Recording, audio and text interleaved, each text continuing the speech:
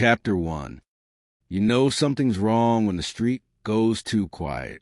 That's the first lesson I learned out here. If you hear nothing, not even a rat scurrying behind the dumpster, you're about to get jumped or find something worse. Tonight, the back streets felt emptier than a church on Friday night. My boots slapped puddles as I cut behind the old pawn shop, breath ghosting in the cold air. Lights flickered above the bar's back door, throwing weird shadows. I kept my hood up and hands deep in my pockets, knuckles still swollen from last night. No music, no shouting, no engine noise. Just that quiet that hangs right before trouble. I could smell fry grease and cigarettes from the alley. Underneath that was something else, metal, almost like pennies in your mouth. Blood, maybe. I slowed down, scanning for movement. There's never just nothing out here. There's always someone watching. Or something. My phone buzzed. I checked the crack screen. One text. Meet me? Alone. No name. Just a time now. I almost laughed. She didn't do warnings. She made demands and expected the world to move. I rounded the dumpster. Broken glass sparkled under the streetlight. The bar's back door was propped open with a cinder block, a sliver of yellow spilling onto the alley. I paused, wiped my nose on my sleeve, and listened. I heard voices inside, low, sharp, almost hissing. The kind of talk that ends in either a deal or a fight. I stepped inside. My boots hit sticky tile. The kitchen smelled worse from here. Old oil, dirty mop water. Something burning on the stove. She was there, leaning against the fridge, arms crossed, face half in shadow. Her eyes flicked up. She smiled like she knew a secret. You came, she said. I shrugged. Didn't say no. Her mouth twisted, not quite a smile. You're late. I checked my phone, but she already looked bored. What's the rush? I asked, You waiting on someone? She shook her head, lips pressed tight. Nah, just sick of waiting. She glanced over my shoulder, checking the door. You sure you weren't followed? Nobody follows me. They know better. She laughed, short, hard. You're cocky. I like that. It's going to get you killed. She pushed off the fridge and stepped close. Close enough that I caught the sharp tang of sweat and something wild, like the woods after rain. I looked her up and down. What's this about? She leaned in, voice dropping. There's heat on the block. The Kings are looking for you. I snorted. Let 'em look. They only come out when they think someone's scared. I'm not. She cocked her head, eyes narrow. You should be. They want blood, and I ain't talking a busted lip. Her gaze cut me up and down, as if weighing what I was worth. Why do you care? I asked, more defensive than I meant to sound. You don't even know me. Her stare got colder. I know enough. Saw you fight last night. You go too hard. Don't back down. Stupid, but I respect it. She stepped away, pacing the cramped kitchen. They got a tail on you. You walk out front, you're done. I shoved my hands deeper in my pockets, feeling the small blade tucked against my thigh. So what, you got a plan? She smiled, eyes glinting. Maybe, but first you gotta trust me. Trust. I laughed, a raw sound. That's funny coming from you. She stopped, leaned against the dirty sink, arms folded again. You don't have to like me, but if you want to make it through tonight, you listen. She jerked her chin toward the back door. We go out the roof. Lose them before they know we're gone. She moved fast, pulling a busted milk crate under a vent. Up. I hesitated, looking back into the alley. I heard something, maybe just a bottle kicking, maybe something bigger. Her eyes flashed.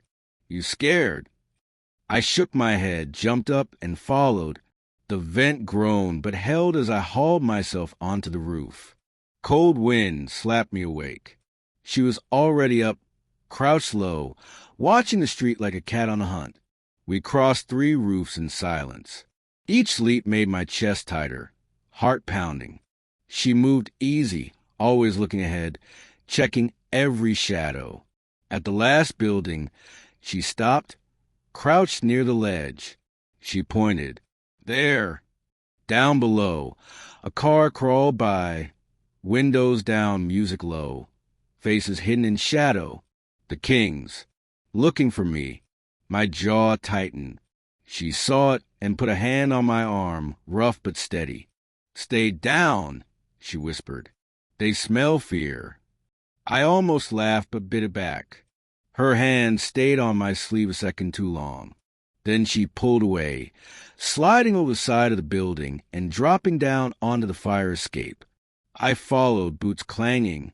We hit the ground and ducked behind a row of garbage cans, catching our breath.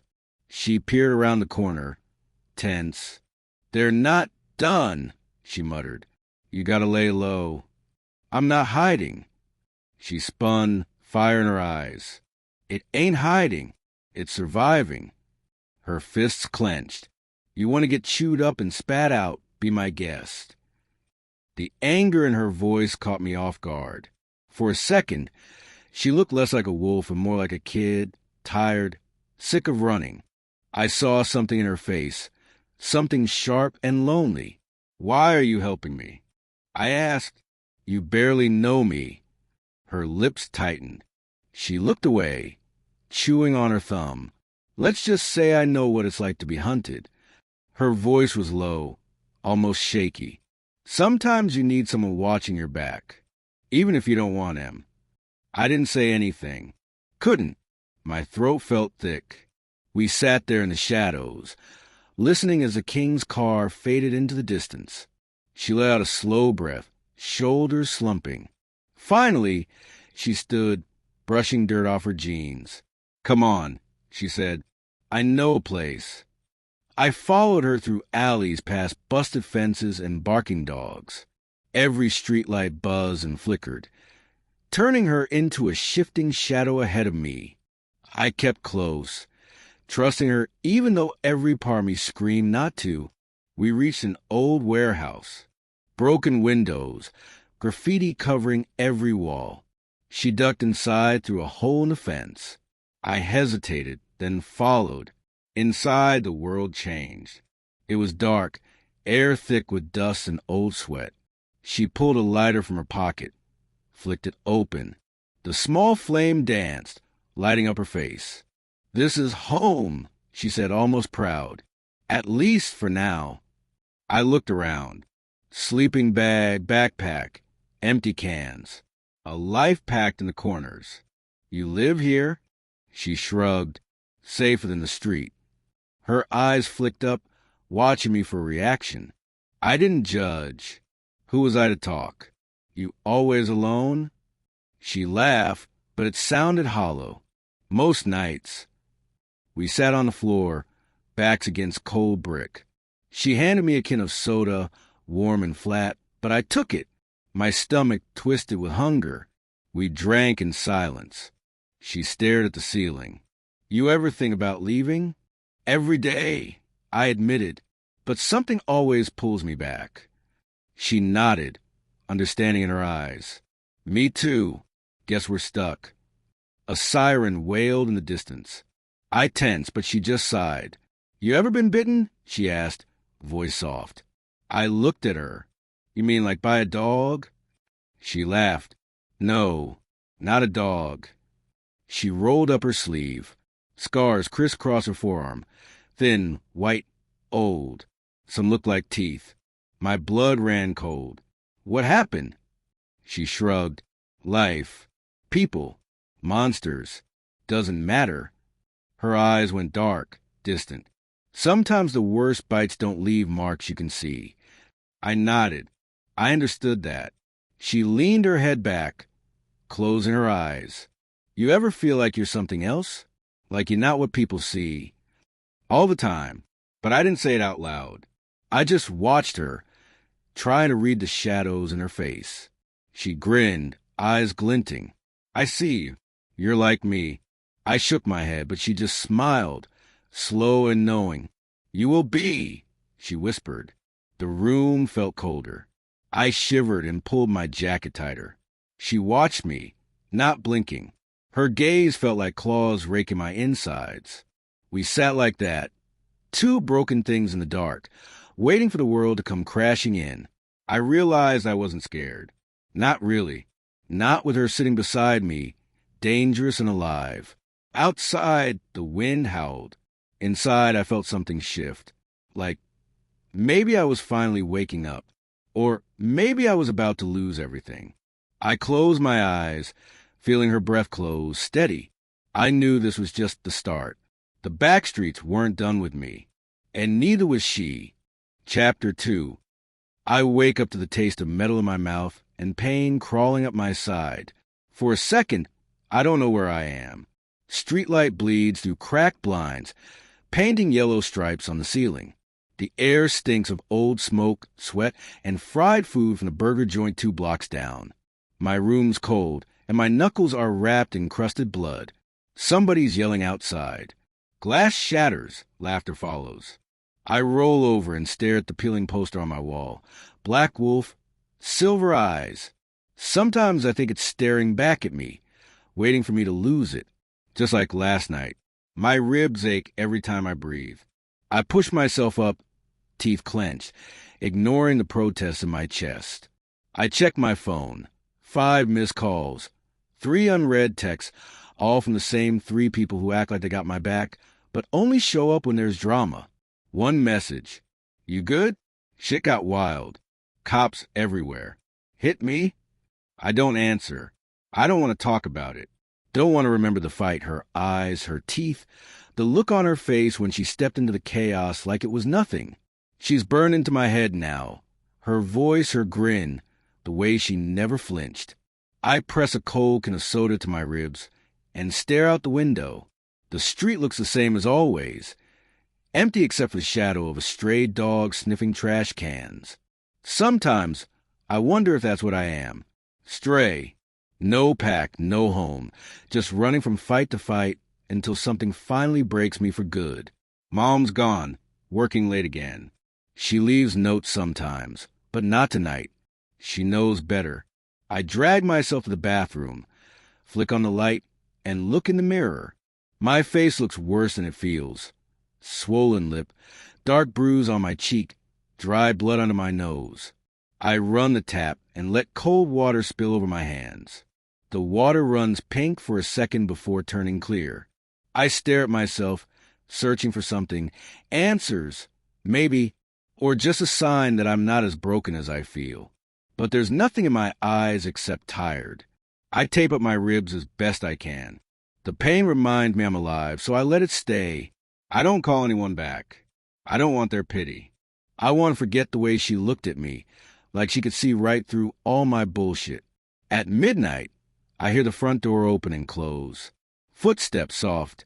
I grab the baseball bat from under my bed and wait, heart thumping. But it's just Mom, kicking off her shoes and dumping her bag by the couch. She doesn't even look at me as she walks to her room, shoulders hunched. We don't talk much. There's nothing left to say. I sneak out 20 minutes later. The night is cold, sharp air cutting through my thin hoodie. I stick my hands in my pockets, head down, and walk. The street is alive in its own way. Music thumping from a beat-up car, a couple making out on someone's porch, 2 dudes selling pills by the bodega. I keep walking, past the old laundromat and the burned-out house where the old crew used to hang. Everything's changed since last year. Some kids got locked up, some just disappeared. I'm still here, still running from something I can't name. I turn down the alley where it all went down. The broken bottle from last night still glints in the gutter, sticky with dry blood. There's a smear on the wall, probably from when I slammed that dude's head against the bricks. My fists clench without thinking. I remember the look on her face, the way she smiled when the chaos started, like she'd been waiting for it, like she wanted it. I hear footsteps behind me and spin, back to the wall, ready for another fight. But it's just Jay, eyes wide, hoodie pulled low. "Yo, you all right?" He says, voice low. I nod, jaw tight. He lights a cigarette, hand shaking. She was crazy, bro. Never seen anyone fight like that. She with you now? I shake my head. She dipped. Jay snorts. You always pull the wild ones. He glances at the wall. Cops came after you left. Thought you got grabbed. Nah, I'm good. Jay exhales, smoke curling around his head. You see her again, you let me know. Girl scares the hell out of me. He flicks his cigarette and disappears into the night, leaving me alone with my thoughts. I sit on the cold ground, my back against the wall, knees pulled to my chest. I remember the way she leaned in, voice soft but cold. You ain't ready for me. She was right. I wasn't. I dig my nails into my palm, trying to ground myself. My thoughts keep circling back to her. Her eyes, the way she moved, the way she fought like she had nothing to lose. There's something about her that feels dangerous, but I can't stay away. A car rolls by slow, headlights washing over me. I duck my head, waiting for it to pass. The world feels quiet, like the city's holding its breath. I think about running, just leaving, never looking back. But I know I won't. I'm stuck here, chained to these streets and the scars they leave behind. I stand and head back toward Maine. The neon sign at the 24/7 blinks, half the letters dead. I buy an energy drink and a pack of gum, pay with crumpled bills. The cashier looks at my face, doesn't say anything. Nobody asks questions around here. Outside, I see her, leaning against a wall, arms crossed, staring at the ground. My heart jumps. I want to walk the other way, but my feet move toward her on their own. She glances up, meets my eyes, gives me that crooked grin. You heal fast, she says, nodding at my face. Not really. I shrug, chewing my gum. She pushes off the wall, steps closer. You look like shit. I laugh, bitter. Thanks. You too. She laughs, a sound that's almost real, almost soft. You get jumped a lot? Only when I'm bored. I say. She's quiet for a minute. Then she looks at me hard. Why'd you back me up last night? I shrug. Didn't want to watch you get killed. She looks away, jaw tight. I can handle myself. I saw, I say. You're not normal, are you? She freezes just for a second. What makes you say that? I point at her eyes. Saw M change. You ain't like us. She grins, wolfish. Neither are you. I swallow, throat dry. What's that supposed to mean? She steps close enough that I can feel her breath. You ever feel like something's missing? Like you're hungry for something you can't name? I nod, afraid to say more. She smirks. Thought so. She turns and starts walking away. Come find me when you're ready to stop pretending. I watch her disappear down the street, her shadow long and thin under the street lights. I want to chase after her, demand answers. Instead, I stand there, shivering, wishing I was anywhere else. I walk home slow, head buzzing. I don't understand what just happened, but I know nothing's ever going to be the same. The city feels different now, charged, dangerous, like something old and hungry just woke up. I let myself in quiet. Mom's door is closed. I step into my room and sit on the edge of my bed. My ribs hurt worse, but I don't care. I stare at the wolf on my wall and wonder what it would be like to let go, to stop pretending, stop hiding, just be what I am. I think about her eyes, the way she looked at me like she knew every secret I ever tried to bury. I wonder what she is. I wonder what I am. My phone buzzes again. Another text from Jay. Don't trust her.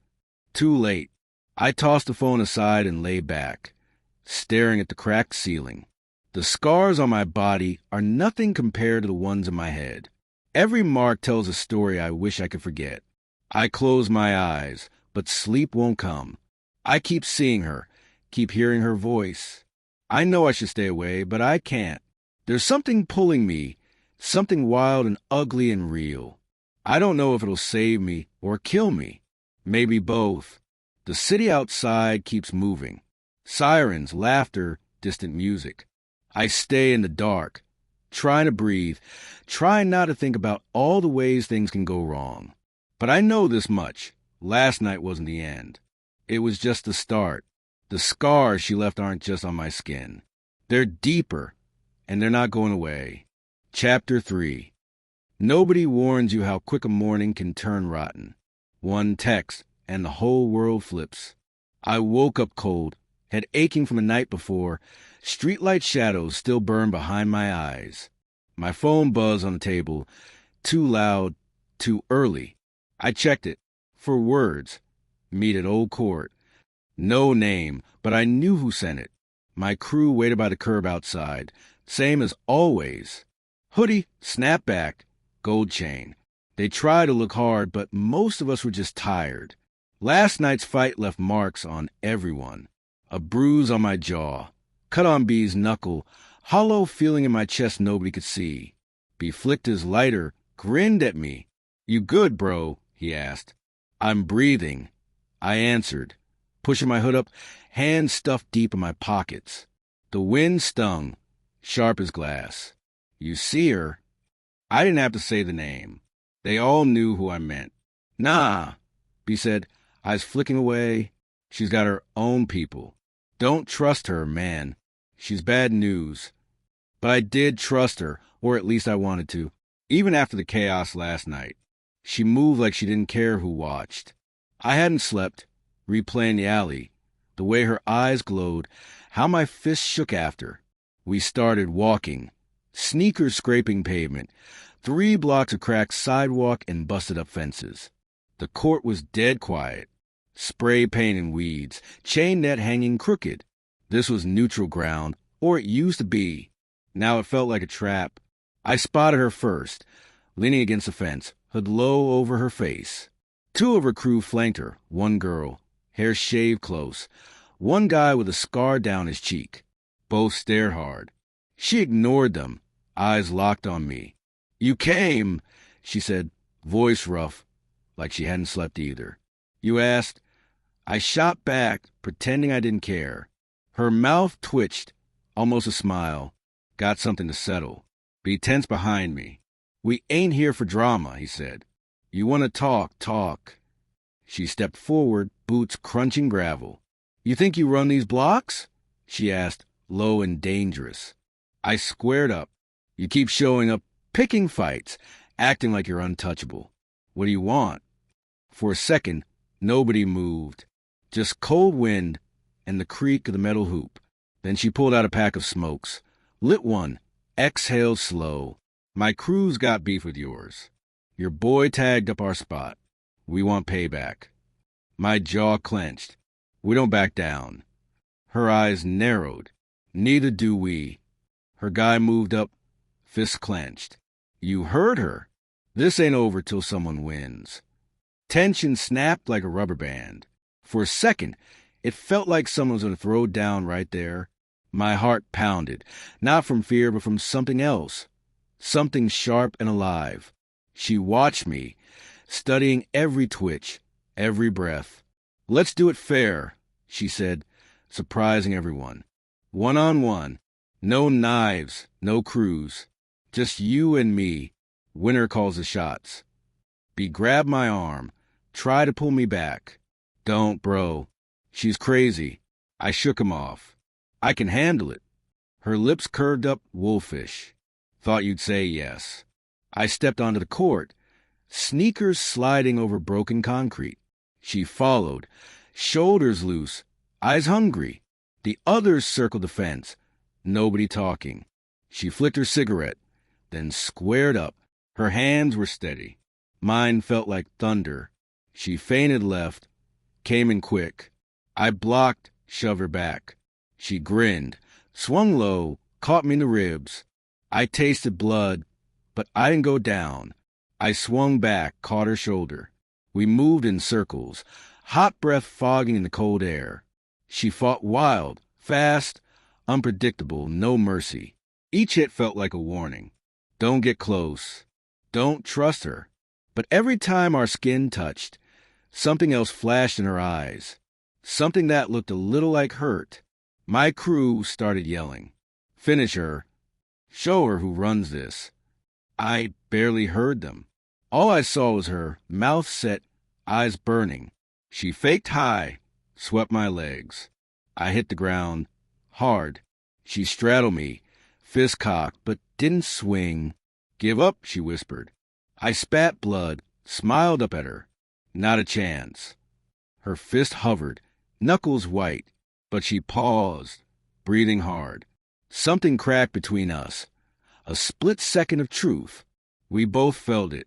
She stood, hand out. Get up, she said, voice softer now. I grabbed it, pulled myself up. Her touch lingered, hot, electric. My crew booed, her crew glared. We stood close, chest heaving. I win, she said, just loud enough for the others to hear. My call. I shrugged, trying to hide the ache in my chest. So call it. Her eyes held mine, dark and endless. No more jumping my people. No more turf wars. At least not this week. I nodded. Deal. Be stormed up, pissed. You just gonna let her punk you like that? She won. I snapped. You got a problem. Take it up with me. He backed off, muttering. I turned back to her. She was watching me again, something sad in her smile. You could have taken me, she whispered, if you really wanted to. I didn't want to. I admitted. She laughed, a real laugh, tired and soft. Careful. That's how you get hurt. We both lingered, neither one willing to walk away first. Her crew called her, but she stayed. Why'd you help me last night? I asked, voice low. She shrugged. Didn't do it for you. Did it for me. Bullshit, I said, smirking. She grinned. Believe what you want. Doesn't matter. Nobody ever believes me anyway. I wanted to ask more, but her guide glared, started walking over. She stepped back, face hardening. See you around, she said, voice flat. I watched her go, felt the cold settle in my chest. My crew drifted off, grumbling. I stayed behind, kicking at broken glass. My phone buzzed. Another message. Unknown number. Watch your back. She ain't who you think. I deleted it, shoving my phone deep in my pocket. I didn't need warnings. I'd seen enough to know everyone has secrets. Hers were just closer to the surface. I headed home, sneakers dragging, mine stuck on her. Her laugh, her fists, the look in her eyes when she let me up. She was danger, no doubt, but she was something else too, something I couldn't name. Later, alone in my room, I pressed ice to my ribs. The ache was real, but it wasn't just from the fight. I stared at the ceiling, memories flickering. Her hand pulling me up, her voice rough but kind, the way the world faded out with her that close. Maybe I should have listened to B. Maybe I should have walked away, left her to her own mess. But it was already too late. I was in, whether I admitted it or not. I couldn't get her out of my head. The way she moved, the things she didn't say. I wanted to know everything. Why she fought so hard, what kept her up at night, why she looked at me like she was searching for something she lost a long time ago. My phone buzzed again, this time a voice message. I hit play, heart pounding. Her voice, soft and shaky. Don't trust anyone, not even me. I stared at the wall, replaying her words. I didn't know what she meant, but I knew it was a warning. I knew it wouldn't be the last. Sleep didn't come easy. I tossed, turned, every muscle sore. I kept thinking about the court, about the moment she could have ended me, but didn't, about the sadness in her eyes, like she was waiting for the world to turn on her. Maybe it already had. Before I drifted off, I made a promise to myself. I wasn't letting go. Not of her, not of this fight, not until I knew the truth. Whatever she was hiding, I was going to find out. Because when your heart starts picking sides, there's no going back. Rival crews, rival hearts. Somebody was bound to get broken. And if it was me, so be it. Chapter 4. I always knew I was born with something broken inside me. Not the kind you can fix with a cast or stitches. It's deeper than that, more permanent. It's in the way I look at the world, in the way the world looks back at me and decides I don't belong. Alpha blood in my veins. But sometimes I feel like I'm faking it. Everyone expects me to lead, to fight, to never back down. Most days, all I want is to not be noticed. This morning, I wake up with bruises blooming on my ribs and a pounding headache from last night's mess. The bed smells like sweat and regret. I'm not alone. My little brother is sleeping on the couch, arms slung over his face, breathing like he doesn't care if the roof caves in. He's the only person I let close. If he ever knew what I really am, what I'm hiding, he'd run too. Maybe that's why I never tell him the truth. The house is quiet. Mom left for her early shift, left a note and $20 on the counter, like that'll fix anything. Dad's gone. Years now. He was a real alpha until he just up and vanished. No warning, just dust and rumors. Some say he ran with a different pack. Some say he got hunted. I try not to care, but I do. Every time I look in the mirror, I see his eyes staring back. I drag myself up, stomach growling. Check my phone. 23 missed texts, mostly the crew. The group chats all fire emojis and memes, sprinkled with threats from the boys across town. One from her. Just a wolf emoji, nothing else. I stare at it until my vision blurs. I want to throw my phone at the wall, but I don't. I text back, meet me tonight. Hit send. Regret it instantly. My brother groans, sits up, hair sticking out everywhere. You look like crap, he says, grinning. Yeah, well, you snore. He laughs, shoves my shoulder. You gonna school? I shrug. Not like I got a choice. School's a joke, but if I miss again, social services start sniffing around and Mom freaks. We eat cereal straight out of the box, staring at the TV. I try to memorize his face, his voice, the way he chews too loud. In my world, nothing stays the same for long. I want to keep him safe, but I'm no good at that.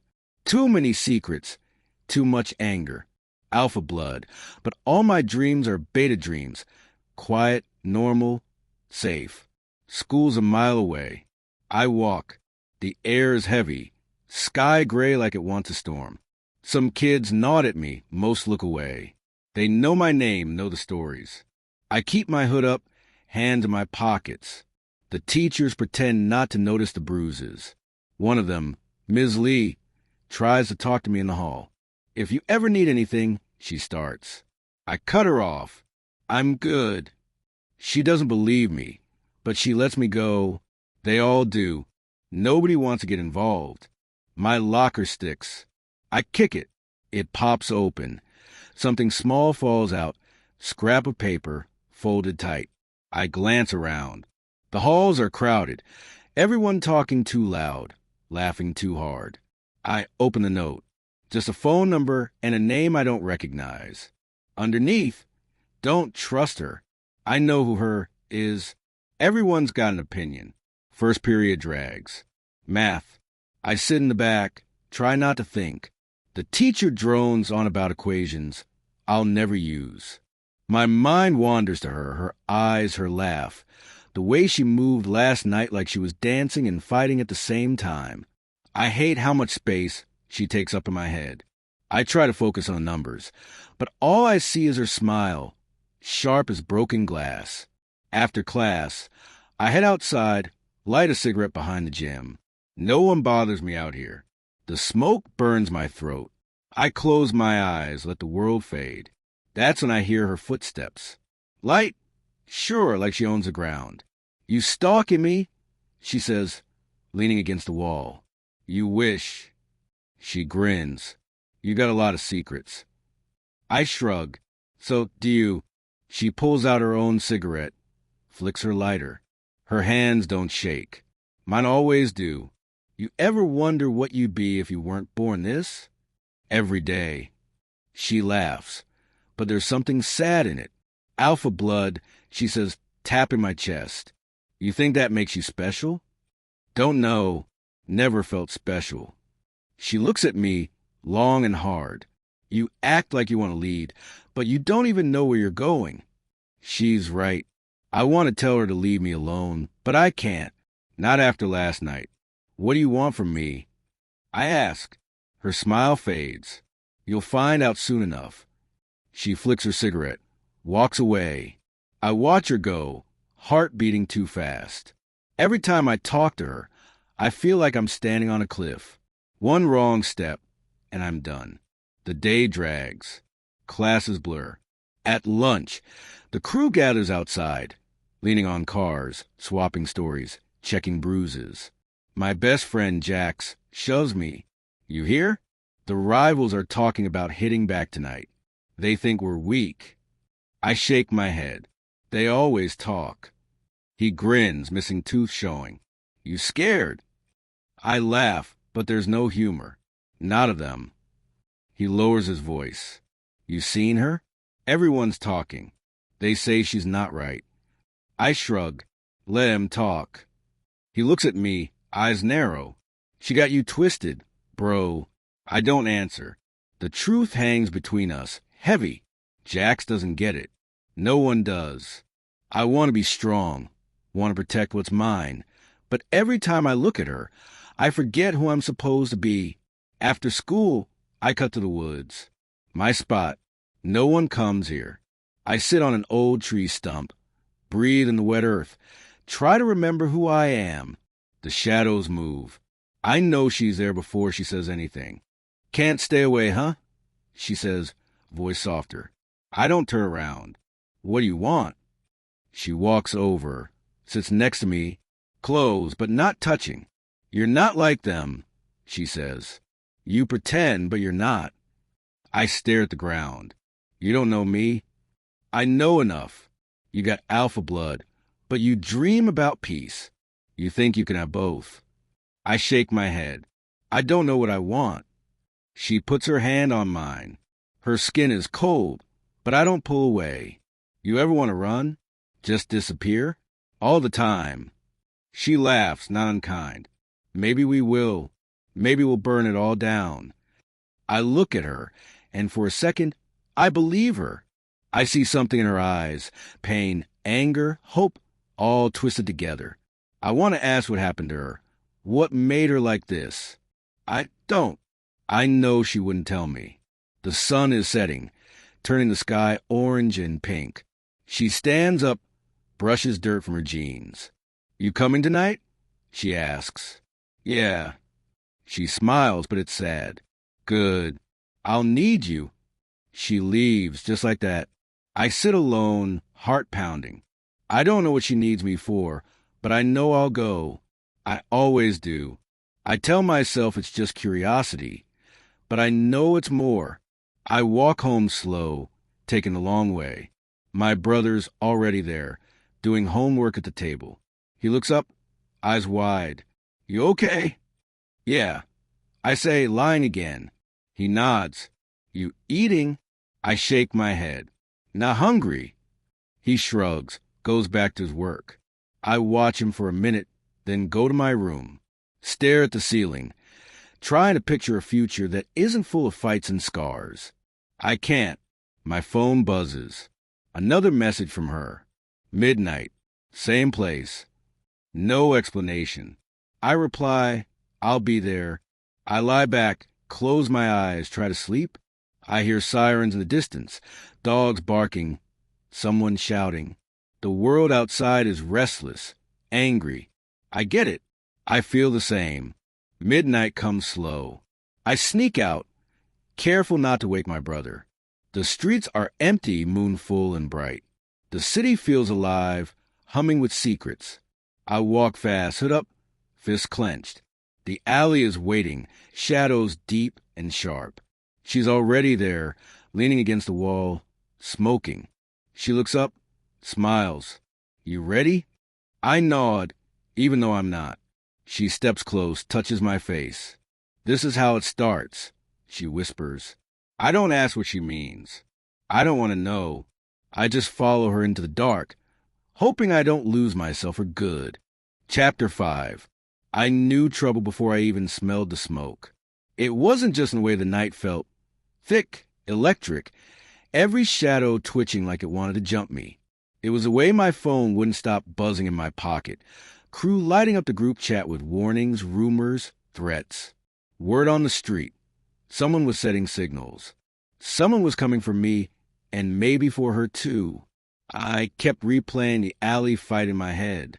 Every punch, every wild flash in her eyes. I could still see the blood on my knuckles, the light in her smile when the brawl ended. I hadn't slept right since. My ribs hurt, my pride hurt worse, and every time I saw a girl with dark hair, I thought it might be her. I headed to the old corner store, hood up, backpack slung low. I kept my head down, but my eyes up. This block was never safe, but I'd learned how to walk it. Fast, loose like I owned it. The shopkeeper nodded, didn't say a word. He knew me. He knew to keep his mouth shut. Out front, the usual crew was waiting, Jalen, with his twisted grin, hoodie sleeves pulled down over his fists. Malik, picking at his cuticles like he had all the time in the world. They leaned against the wall, eyes sharp. Jalen nodded at me. You see the smoke? Not yet. I said, even though I could already smell it, somewhere out there, something burning. Malik flicked his lighter open, shut. Open, shut. It's not us. I looked down the block, caught sight of 3 bikes, no riders, fresh tags on the brick wall, paint still wet. Ooh! Jalen spat on the sidewalk. Ridgeview, or maybe her people. At her name, my gut twisted. No one said it, but everyone thought it. The girl with the wolf eyes. The one who didn't run. She hadn't been back since the fight. No calls, no texts, just a memory of her breath in my ear and the taste of blood in my mouth. I tried to play it off. She don't run with nobody. Malik raised an eyebrow. You sure about that? I shrugged. I know what I saw. He grinned, ugly. You saw her teeth? Jalen elbowed him, but Malik just laughed, mean and soft. You ever seen someone fight like that? My fists clenched. Let it go. Whatever, man. Malik looked away. You're the one who's got her on the brain. That's how you get smoked out here. Jalen whistled low. Speaking of... Down the block, smoke curled up behind the old rec center. Thin at first, then thick, black, nasty. I saw movement. Kids running, somebody shouting. Malik cursed under his breath. Yo, that's our spot, Jalen said. Not tonight. I muttered. Malik already had his phone out. We gotta check it out. I checked the time, past midnight. No cops, not yet. I tucked my phone away and started walking, the other 2 close behind. My heart pounded, every step louder than it should have been. We moved quick, stayed close to the buildings. The closer we got, the thicker the smoke got. By the time we rounded the back alley, I could barely breathe. There was a fire in the old dumpster, flames licking up, throwing weird shadows on the crack wall. I saw 2 shapes standing near it, hoods up, faces hidden. One of them was holding a spray can, tagging over our mark. Jalen cursed and started to run. I grabbed his shoulder, yanked him back. Wait! He shook me off. That's our name, man. We can't let him... Malik hesitated, caught between us. I watched the 2 by the fire. Something about the way they moved set me on edge. Too still, too calm. One turned, looking straight at us. The other flicked a can, paint hissing. I let go of Jalen. On 3. He nodded, jaw tight. 1, 2. Before I hit 3, the taller one charged. Jalen met him head on, fists flying. Malik hung back, eyes wide. I ran at the second figure, grabbed the hood, yanked it back. And it wasn't her. Just a kid, wild eyes, mouth set hard. He swung at me, missed, stumbled. I shoved him down. The fire popped, sending sparks into the air. Jalen, and the first guy crashed against a wall, swinging, cursing. It wasn't a real fight, just noise and fury. I let the kid scramble to his feet, shoved him away. Go home, I spat. He hesitated, eyes darting to his friend. Then he bolted. The other one close behind. Jalen wanted to chase, but I pulled him back. Let him go. They're just kids. Malik was already putting out the fire, stomping on the edge of the dumpster, using his jacket. The flames died slow, leaving nothing but smoke and that sharp smell of burnt plastic. Jalen punched the wall, breathing hard. Where's your girl now, huh? I ignored him, staring at the wet, smeared paint on the brick. Our tag was gone, covered in ugly red. They'd crossed us out. That meant war. Malik tossed his burned jacket aside. Cops will be here soon. Let 'em come, Jalen said, still angry. We gotta bounce, I said. We melted into the night, moving fast, taking the back streets. I couldn't shake the feeling that something worse was coming. The smoke was still in my nose, making my eyes sting. I wiped at them, not sure if it was a burn or something else.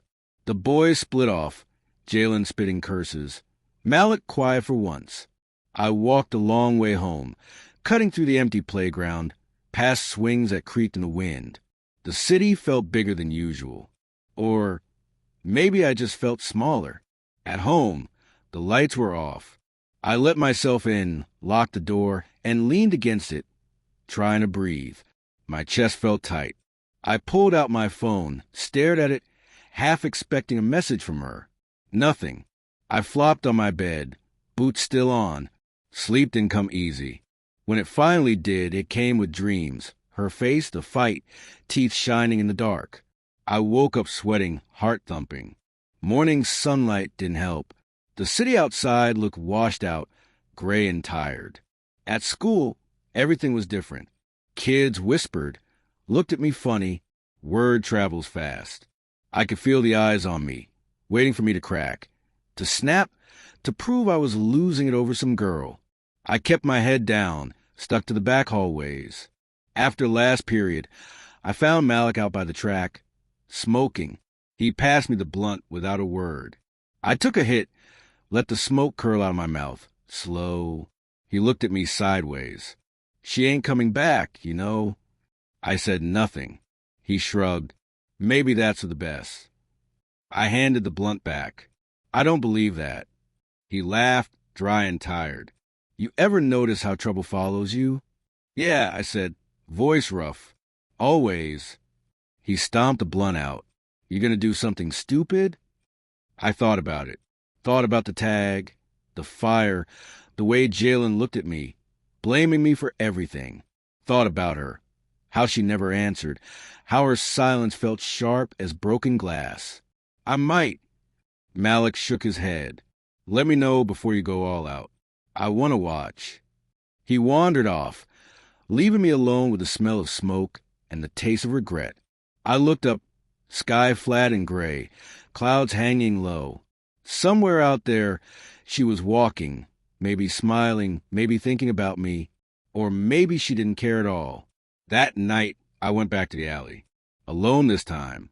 The smoke was gone, but the mark on the wall was still fresh. I stood there, breathing it in, letting it burn. I heard footsteps, spun around. She stood there like she'd never left. Her hair was down, eyes wild and bright. She didn't say anything at first, just stared at me, mouth set in a line. I waited, my heart trying to claw on my chest. Didn't think you'd show, I said, voice low. She shrugged, pulled a pack of cigarettes from her jacket, lit one with steady hands. Didn't think you'd be stupid enough to come alone. I almost laughed. Guess you don't know me that well. She leaned against the wall, blew smoke up at the sky. They're coming for you. I figured. She looked at me, long and hard. You gonna let him? I shook my head. No, but I'm not running. She smiled, small and sharp. Good. They only respect one thing.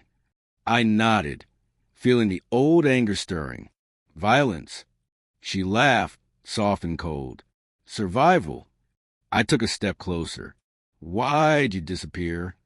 She looked away, jaw tight. Had stuff to handle. Like what? She didn't answer, just stared at the smoke drifting from her cigarette. The silence between us was heavy. I wanted to reach out, pull her close, but I knew better. She didn't let people in. Not really. Why come back? I asked, voice cracking just a little. She flicked Ash onto the ground. Maybe I want to see if he'd still be here.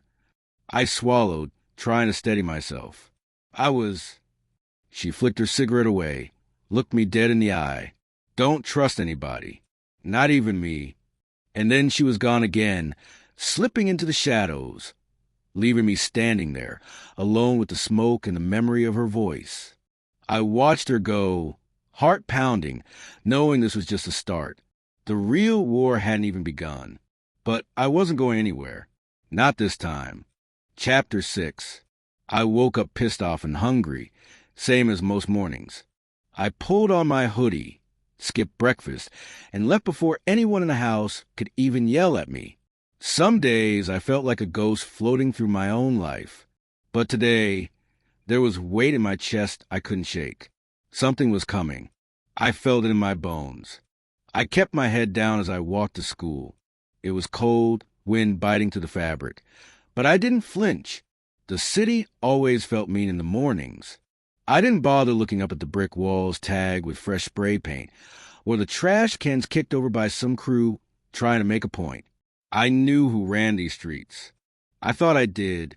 Anyway, by the time I hit the school gates, the crowd was already thick.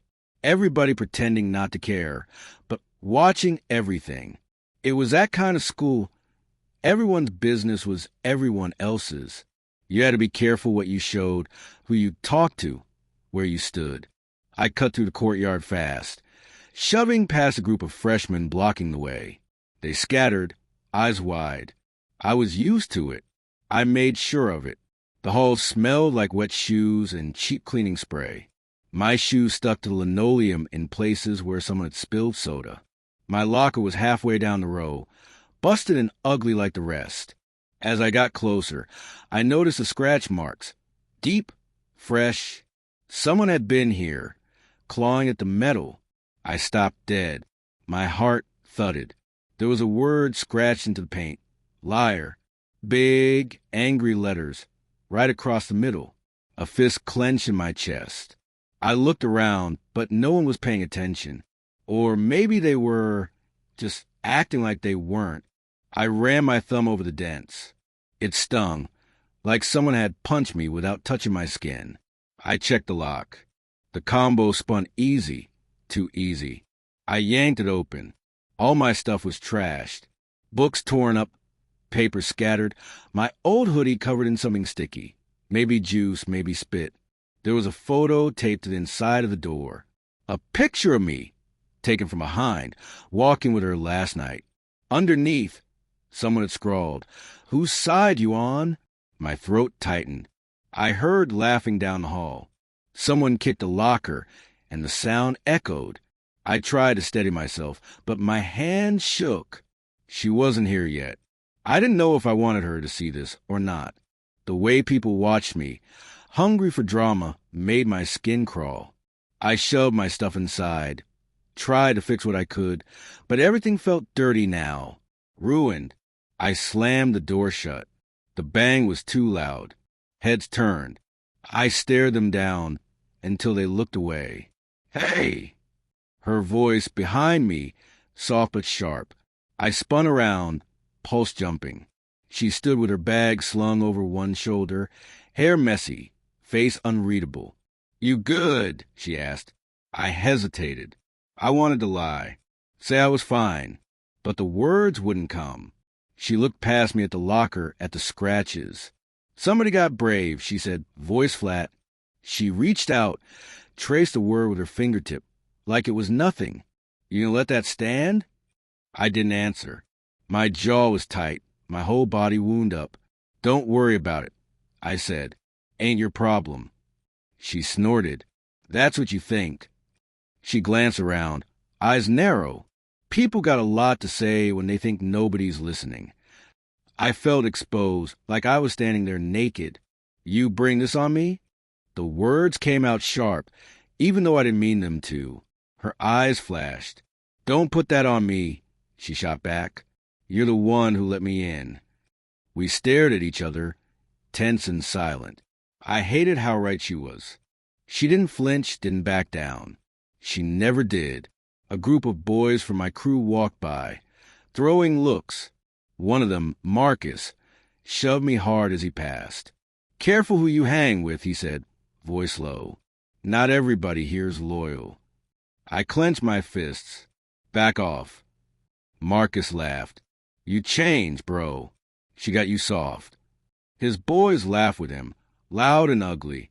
I felt rage burn in my chest. I wanted to hit him, right there in front of everybody. I wanted to make him pay. But I just stood there, jaw tight, watching him walk away. She leaned against a locker, arms folded. "You gonna let him talk to you like that?" I shook my head, swallowing the urge to lash out. "Ain't worth it. Not now." She studied me. "You scared?" "No," I said too quick. "Just tired." She smiled, but it wasn't kind. "Don't lie to me. I see through you." I looked away, staring at the floor. I got enough people mad at me already. She lowered her voice. "That's what happens when you stop following. People turn on you."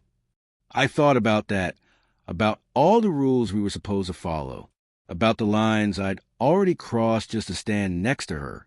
The bell rang. People shuffled off, the hallway thinning out. I watched Marcus disappear around the corner, his laugh echoing. I hated how small I felt. She touched my arm, just for a second. "You don't owe them nothing." I pulled away. "Feels like I do." She watched me, face softened now. "You want out or you want in?" I swallowed. "I don't know anymore." She picked at the edge of the scratch paint, then looked up at me. "You will, sooner than you think." I didn't answer. I grabbed my books, tried to ignore the mess inside me. We walked to class together, quiet. Everyone watched.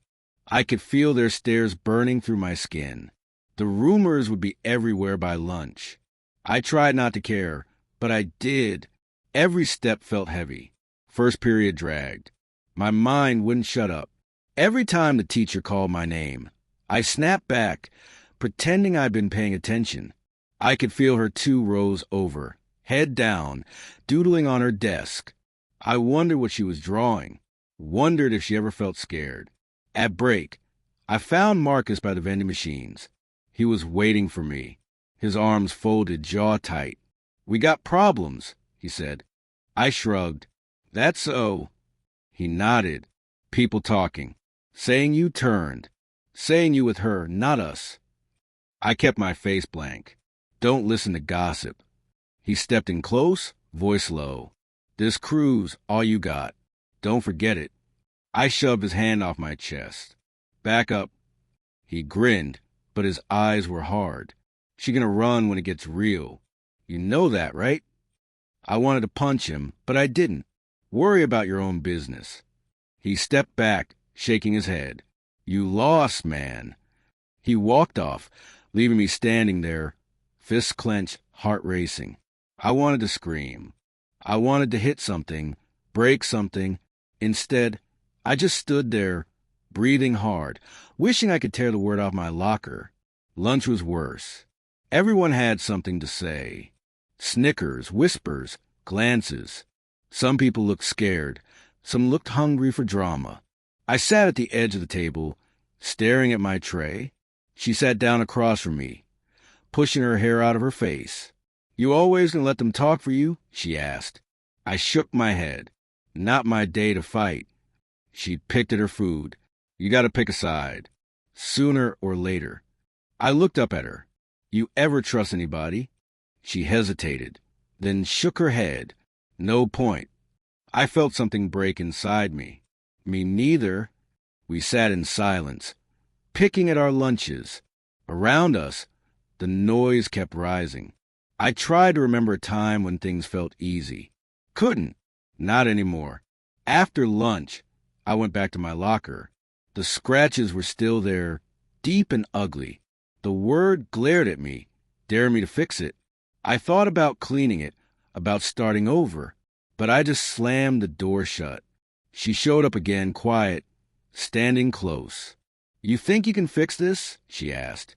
I shrugged. "Don't know." She stepped closer. "Sometimes you gotta let things stay broken. Remind you what's real." I stared at her, trying to see past her walls. "Why you helping me?" She smiled, a little sad. "Maybe I don't want to see you lose, too." I looked away. Too late.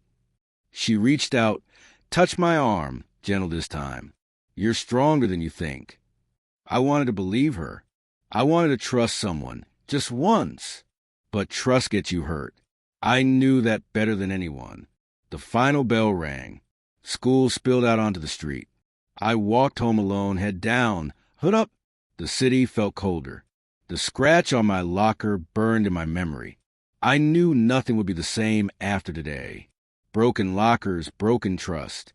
Maybe that's all we ever had. Chapter 7. People say parties are for blowing off steam, but they lie. Parties on my side of town are where things break, bodies, hearts, lives. I walked through that busted screen door, knowing nothing good was waiting for me inside. The bass shook the floor. The lights were cheap and purple. I could already smell sweat, beer, and weed mixing with something sharp underneath. Fear, maybe. I found my crew first. They were posted by the kitchen, passing a bottle, acting like the world wasn't about to go sideways. One look for me, and they straightened up, eyes darting around the room. We were used to watching our backs. "Yo, you really coming out tonight?" Rico asked, grinning. His eyes were too bright, a little desperate. Everybody was pretending. Nobody here felt safe. "Yeah," I said, grabbing the bottle. "Why not?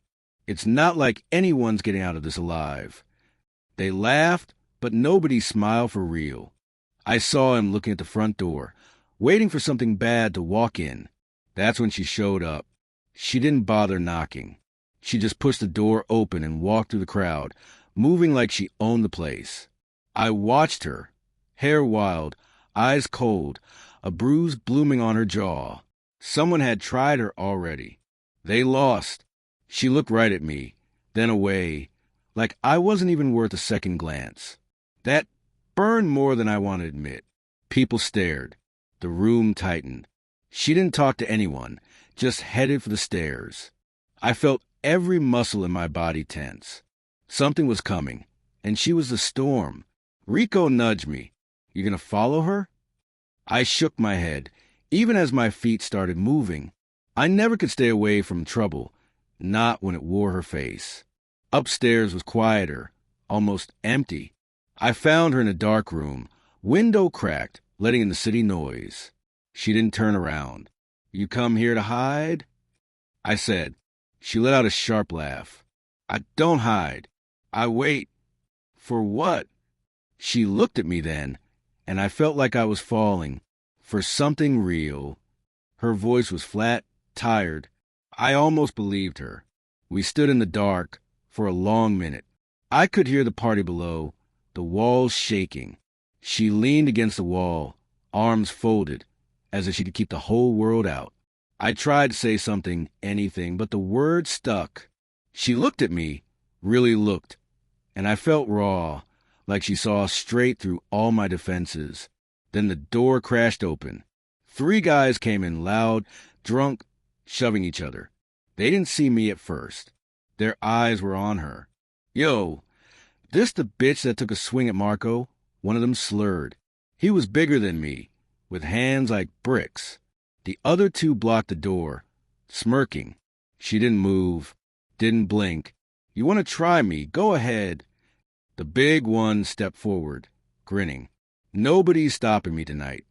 He didn't see me move, but she did. I punched him in the throat. He dropped fast, gasping. The others jumped at me, fists flying. I barely felt the hits, adrenaline burning through my veins.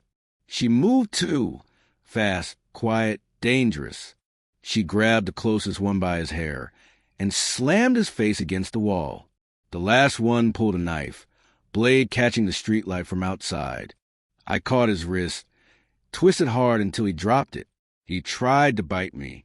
I headbutt him, knocking him out cold. She stepped over them, breathing hard. "You good?" I asked, wiping blood off my mouth. She nodded, but her eyes looked haunted. This isn't over. Sirens howled outside, getting closer. The music downstairs was louder now. People yelling. I could feel the panic spreading through the house like fire. She pushed past me, down the hall, boots thudding on the floor. I followed, too stunned to do anything else. Downstairs, people were screaming, rushing for the doors. Smoke curled from the kitchen. Somebody had started a fire. I grabbed her arm. "We gotta get out. Now." She yanked free. "I'm not leaving yet." "Are you crazy?" She stopped and looked at me, jaw set. "I came here for answers." "From who?" She pointed at the back room, where Marco and his crew always hung out.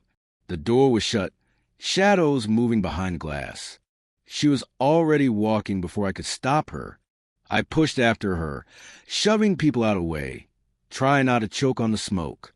The back room was chaos.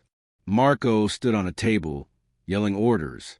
His boys had bats, knives, brass knuckles. The fire was spreading. I caught his eye, and he sneered. Well, look who brought their little girlfriend." She didn't react, just stepped forward. "You got something that belongs to me." He laughed, ugly and mean. "All I got is bad news. You picked the wrong house, girl." She glanced at me, something wild in her eyes. "Stay back." I ignored her, moved beside her. "We're not here to fight." Marco laughed harder, then nodded at his boys. "You think you can walk out? This is my party. Nobody leaves unless I say so." His boys closed in. I braced for another fight, but she stepped forward, face twisted in fury. "Give it back," she said, voice shaking. He smirked. "Make me?" She lunged. I saw something I couldn't explain. Her face shifted, eyes going gold. She slammed into Marco, teeth bared, moving faster than anyone should. His boys jumped her, but she threw them off like they were nothing. I fought too, punching and kicking, to try and stay alive. Blood splattered the floor. Someone screamed. Marco tried to stab her, but she caught his wrist and bent it back until it snapped. "Stop." I yelled, but nobody listened. The fire was climbing the walls now, black smoke filling the air. She pinned Marco to the ground, her hand on his throat. "Where is it?" she growled. He gasped, face pale. "Upstairs. Closet." She let him go, and he curled up, sobbing. I stared at her, shaking. I couldn't believe what I'd just seen. She grabbed my hand, dragging me through the burning house. We ran up the stairs, heat and smoke choking us. My lungs screamed, eyes burning. She kicked open a door, ripped open a closet. Inside was a small metal box, dented and covered in blood. She grabbed it, stuffed it in her jacket, and pulled me after her. We barreled down the stairs, through the living room into the night. Flames licked the roof, people pouring out into the street. Sirens wailed closer. We kept running. My legs felt like rubber, heart pounding so hard I thought it might burst. She didn't look back. We made it 2 blocks before she stopped, chest heaving, sweat pouring down her face. She opened the box, hands shaking. Inside was a necklace, cheap silver, nothing special. She held it tight, eyes wet. I'd never seen her cry before, not even a little. "Why'd you risk everything for that?" I asked, try to catch my breath. She didn't look at me. It was my mom's, only thing I got left of her. I went quiet. "I got it." Maybe better than anyone. She wiped her face, angry with herself. "Don't say anything. Just don't." I nodded. We stood on that empty street, breathing hard, sirens still wailing behind us. She shoved the necklace into her pocket, eyes flat again. "You're bleeding," she said, not looking at me. "So are you." She laughed, but there was no joy in it. "I told you, nobody survives a party like that." We limped down the block together, not talking, not touching. I felt something inside me shift. Whatever line was left between us had burned away in that fire. She stopped at the corner, stared up at the sky. The moon was bright, almost full. I watched her, trying to read her face. I never could. "Thanks for not leaving me," she said, so soft I barely heard her. "Wasn't going to happen," I said. She nodded, looking tired. "Doesn't mean you'll get another chance." I wanted to ask what she meant, but she turned and walked away, head down, hands in her pockets. I watched her go, feeling empty and wired all at once. My phone buzzed. Rico, asking if I was still alive. I texted back, barely. He didn't reply. I stood there a long time, watching smoke rise in the distance. My knuckles were busted, shirt ripped, chest aching. The party was over, but I knew the night wasn't done with me yet. I wondered if she was right. Maybe nobody really survives a party like that. Maybe we all just come out different, if we come out at all. I walked home alone. Her scent still stuck in my skin. The image of her eyes burned into my memory. Everything felt different now, like something old had broken, and nothing was going to fix it. Not after tonight. Chapter 8. You ever get that feeling like you're being watched? Not just stared at. I'm talking hunted. Like something breathing in the shadows wants your bones more than your heartbeat. That's how I felt walking home that night. Right after everything went down in the alley. My ribs hurt from fight. Blood dried under my nails. I kept my head down, hood up, but my skin prickled like I was running through thorn bushes. The street was empty except for the stray dog that followed me for 2 blocks, tail low, tongue hanging out, eyes weird and yellow. I didn't trust it, but I kept moving. Mom texts me, "You late?" Don't be stupid. I don't answer. She doesn't really care about me being late. She just wants something to yell about. Sometimes I think if I disappeared, she'd just blame the city and keep watching her shows. I crossed the lot behind the gas station. It's darker there, with only one busted light over the dumpster. My shoes crunch on broken glass. I check over my shoulder again. The dog's gone. That's worse. I stop and listen, holding my breath. Nothing but my own heartbeat, hard and loud. I hate being scared. Fear makes you weak. That's what my old man always said before he left for good. But tonight, fear sticks to me like sweat. Maybe it's her. Maybe it's what I saw in her eyes in that alley. Yellow, wild, sharp as razors. I think about her teeth. Not normal. Not fake, either. I know what I saw. Suddenly, I hear a sound behind me. Soft feet on concrete. Too heavy for a cat. Too light for a man. I spin around, fists up, heart slamming. Who's there? I try to sound tough, but my voice cracks. Nothing. I back up, my heels slamming into the dumpster.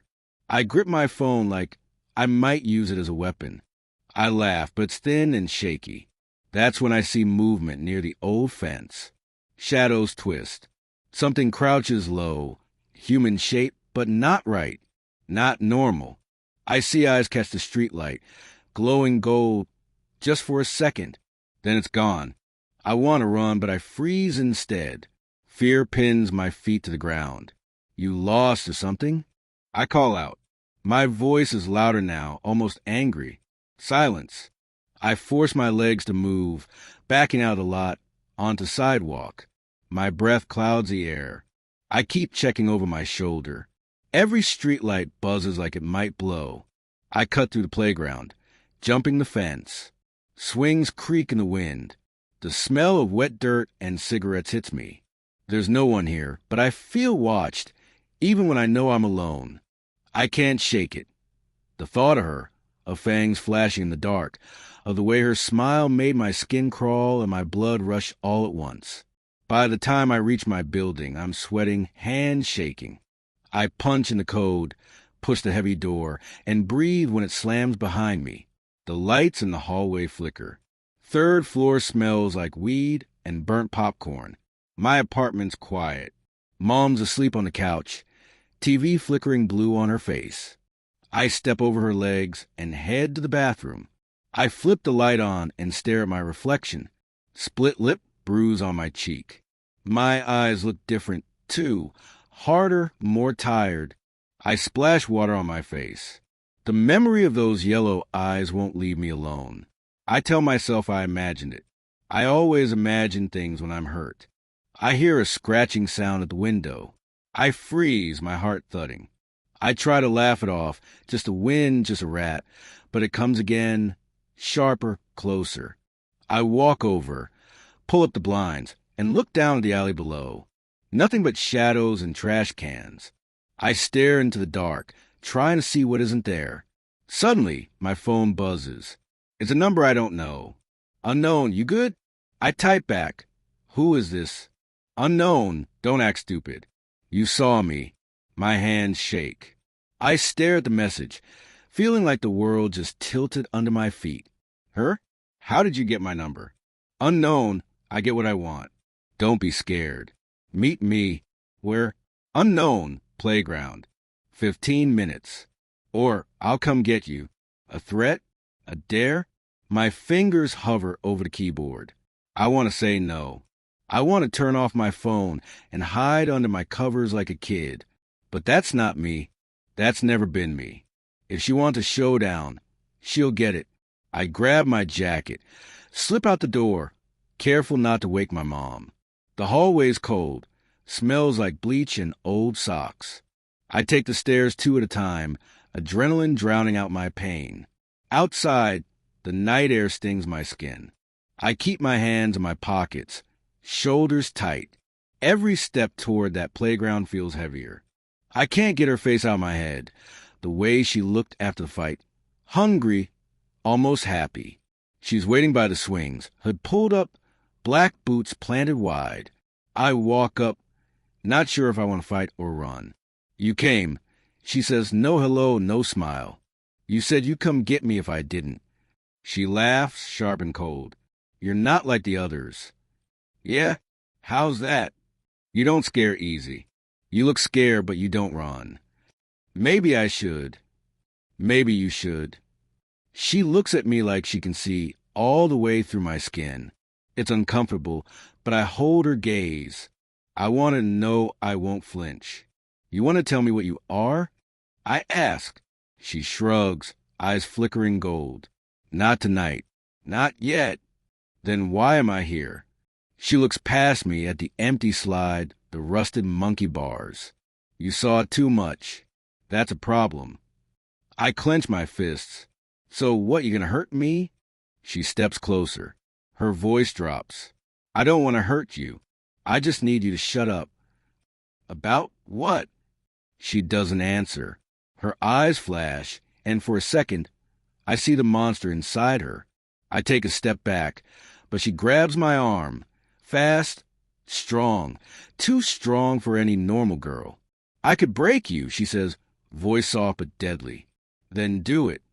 She lets go. You're stupid. I laugh, even though I'm shaking inside. You're the one calling people in the middle of the night. She almost smiles. Fair. We stand there, silence stretching between us. The swing creaks in the wind. I notice her hands, scraped knuckles, bruises like mine. You fight like an animal. I say, I am an animal. She means it. I see it in her eyes. What do you want from me? I ask. She looks away. Nothing. Not yet. Just keep quiet. Don't talk about what you saw. Don't talk about me. I nod, slow. That it? For now. She turns to go, but I grab her sleeve. I don't know why. Maybe I just want answers. Maybe I want to understand what the hell is happening to me. She stops, face close to mine. Let go, she whispers. Tell me the truth. Just once. Are you like not human? She pulls her arm free, steps back. Does it matter? It does to me. She stares at me for a long time. I'm not like you. I'm not like anyone. That's all you need to know. She walks away, boots crunching on the gravel.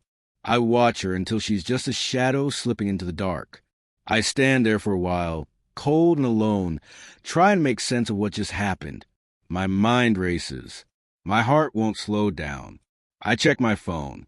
No new messages. I stare at the screen, hoping she'll text again, hoping for a sign that I didn't just lose my mind. Back home, I lock the door behind me. Mom's still out cold. I go to my room, lie down, and stare at the ceiling. The night feels heavy, like something's pressing down on me.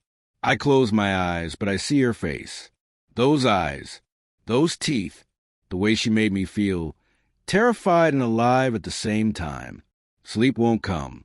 I toss and turn, replaying every second in the playground, every word she said. By morning, my knuckles ache, and my chest hurts from holding my breath. I get up, pull on a clean shirt, and look at myself in the mirror. I'm changing. I can feel it. Whatever she is, whatever happened last night, it's not over. Not even close. Chapter 9. My heart hit the ground before my fists ever did. That night, the city felt colder than usual. I walked the cracked sidewalk with my hood up, jaw still aching from last night's brawl. The streetlights kept flickering, like they were fighting to stay alive. Same as me. My phone buzzed in my pocket, but I ignored it. Probably just the crew, or maybe my mom wondering why I wasn't home. I didn't care. I had bigger problems, ones you can't solve by showing up or shutting up. She was out there somewhere. The girl who'd stepped right into my life and left a mess behind. Her name still burned on my tongue, but I didn't say it. Not even in my head. Saying it made things real, and I wasn't ready for that. I turned down an alley, the one behind the old pizza place. Smelled like trash and garlic. This spot used to be ours, back before the cops started rolling through every hour. The brick wall was still tagged up, same symbols, same lies. The city changes, but the scars stay. I heard footsteps echo behind me. Quick, light, not a threat, but not a friend either. I didn't bother to look. You following me? I called out. No answer, just more steps. I kept walking, hands jammed in my pockets. I was tired, hungry, and sick of running in circles. Then I felt it, a shift in the air, a chill that went straight down my spine. She was close. I stopped at the end of the alley, looking over my shoulder.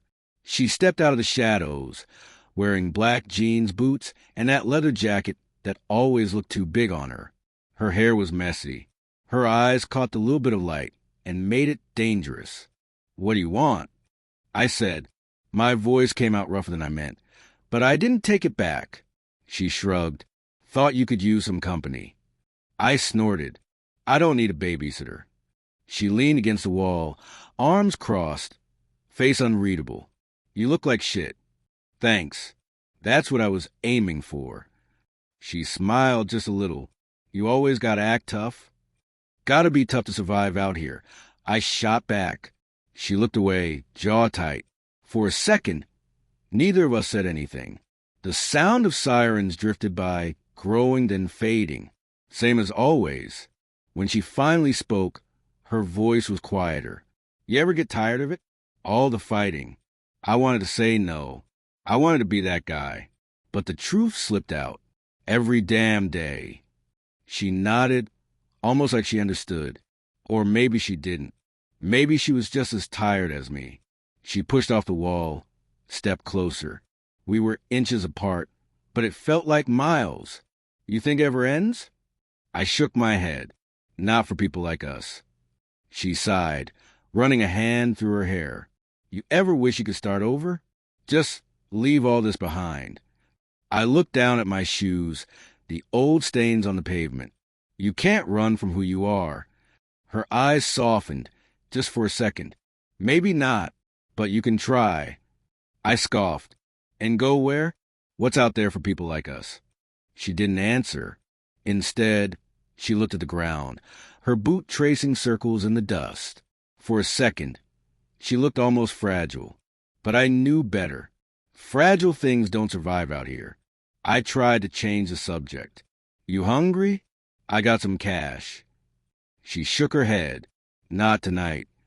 We stood there in silence, listening to the sound of the city, the shouts, the cars, the music drifting from open windows. It felt like the world was moving without us, like we were stuck in a crack in the pavement, forgotten and left to rot. She stepped closer, so close I could smell her perfume. Cheap, sharp, and something wild underneath. She stared up at me, eyes searching. You trust me? She asked. I wanted to laugh, but the words caught in my throat. I don't trust anybody. She nodded like she expected that. You shouldn't. Something in her voice made me look closer. Her hand was shaking, just a little. I reached out, grabbed her wrist. What happened? She pulled away, quick and nervous. Nothing. I'm good. I wasn't buying it. Bullshit. She glared at me, but it wasn't real anger. More like fear wearing a mask. Just leave it, okay? But I couldn't. Not when she looked at me like that. If someone's after you. She cut me off. It's not like that. I stared her down, refusing to blink. She stared right back, stubborn as hell. Finally, she broke. I messed up, got into it with the wrong people. Now they want payback. My stomach dropped. Who? She shook her head. Doesn't matter. I'll handle it. I didn't believe her, but I let it go. For now. The streetlights buzzed, making shadows dance on the wall. I watched her, wondering how someone so tough could look so lost. I wanted to help, but I didn't know how. Every time I tried, it just got worse. She kicked at a beer can, sending it skittering down the alley. You ever feel like you're just waiting for something bad to happen? Every day, I said. She looked up at me, eyes raw. I hate this. Me too. We stood there, hearts on the pavement, trying not to fall apart. I reached out, touched her shoulder. She didn't pull away this time. For a second, I let myself believe it could be different, that maybe, just maybe, we could be more than broken pieces. She leaned into me, forehead resting against my chest. Her breath was shaky. I'm scared, she whispered. I wrapped my arms around her, holding on tight. Me too. For a minute, the world got quiet. It was just us, breathing in the dark, hearts beating out of sync. I closed my eyes, wishing I could freeze this moment. But nothing good ever lasts out here. A car screeched around the corner, headlights sweeping over us. She pulled back, eyes wide. I felt her tense up, ready to run. It's them, she said, voice shaking. Go. I whispered, shoving her toward the back of the alley. She took off, fast and silent, melting into the shadows. I turned to face the car, fists clenched, heart pounding. The car door slammed. Two guys got out, big, ugly, pissed off. I recognized one of them from the club last week. He'd lost a fight, and he wanted payback. Where's the girl? He snarled. I shrugged, trying to play dumb. What girl? He stepped closer, breath sour. Don't play with me. I spat on the ground, keeping my voice steady. Ain't seen her. He didn't buy it. He shoved me, hard. I stumbled back, slammed into the wall. Pain shot my side, but I didn't let it show. You tell her she can't hide forever, he growled. I grinned, showing bloody teeth. Maybe she's just smarter than you. His fist caught me in the gut, knocking the air out of me. I doubled over, gasping. He grabbed my jacket, yanked me up. Next time, I won't be so nice. They got back in the car, tires squealing as they took off. I slid down the wall, head spinning. Blood dripped from my mouth, pooling on the pavement. She crept back, eyes wide, voice shaking. You okay? I laughed, bitter and broken. Never better. She knelt beside me, hands gentle. Why'd you do that? Couldn't let them hurt you. She looked at me like she'd never seen me before. You're an idiot. Yeah, but I'm your idiot. She smiled, tears in her eyes. Don't do that again. I wiped blood from my lip. Can't make any promises. She helped me up, arm around my waist. We staggered down the alley. Two broken kids in a city that didn't care if we lived or died. We walked in silence, heading for the only place that felt safe, the old playground by the river. The swings were rusted, the slide broken, but nobody bothered us there. We sat on the swings, letting the cold metal bite into our skin. She stared out the water, hair blowing in the wind. You ever think about leaving? All the time. Why don't you? I shrugged. Nothing out there for me. She nodded, biting her lip. What if there was? I looked at her, really looked. For the first time, I saw past the tough act, past the walls. She was scared, same as me, but she was brave, too. Braver than I'd ever be. If you want to go, I said, voice steady, I'll go with you. She smiled, slow and real. Yeah. We sat there, hearts pounding, dreams rising and falling like the tide. For once, it felt like maybe we could beat the odds. Maybe we could be more than scars and broken promises. The city kept moving, uncaring and loud. But for a little while, we found peace on that pavement. Two hearts, still beating, still hoping, even if hope was all we had.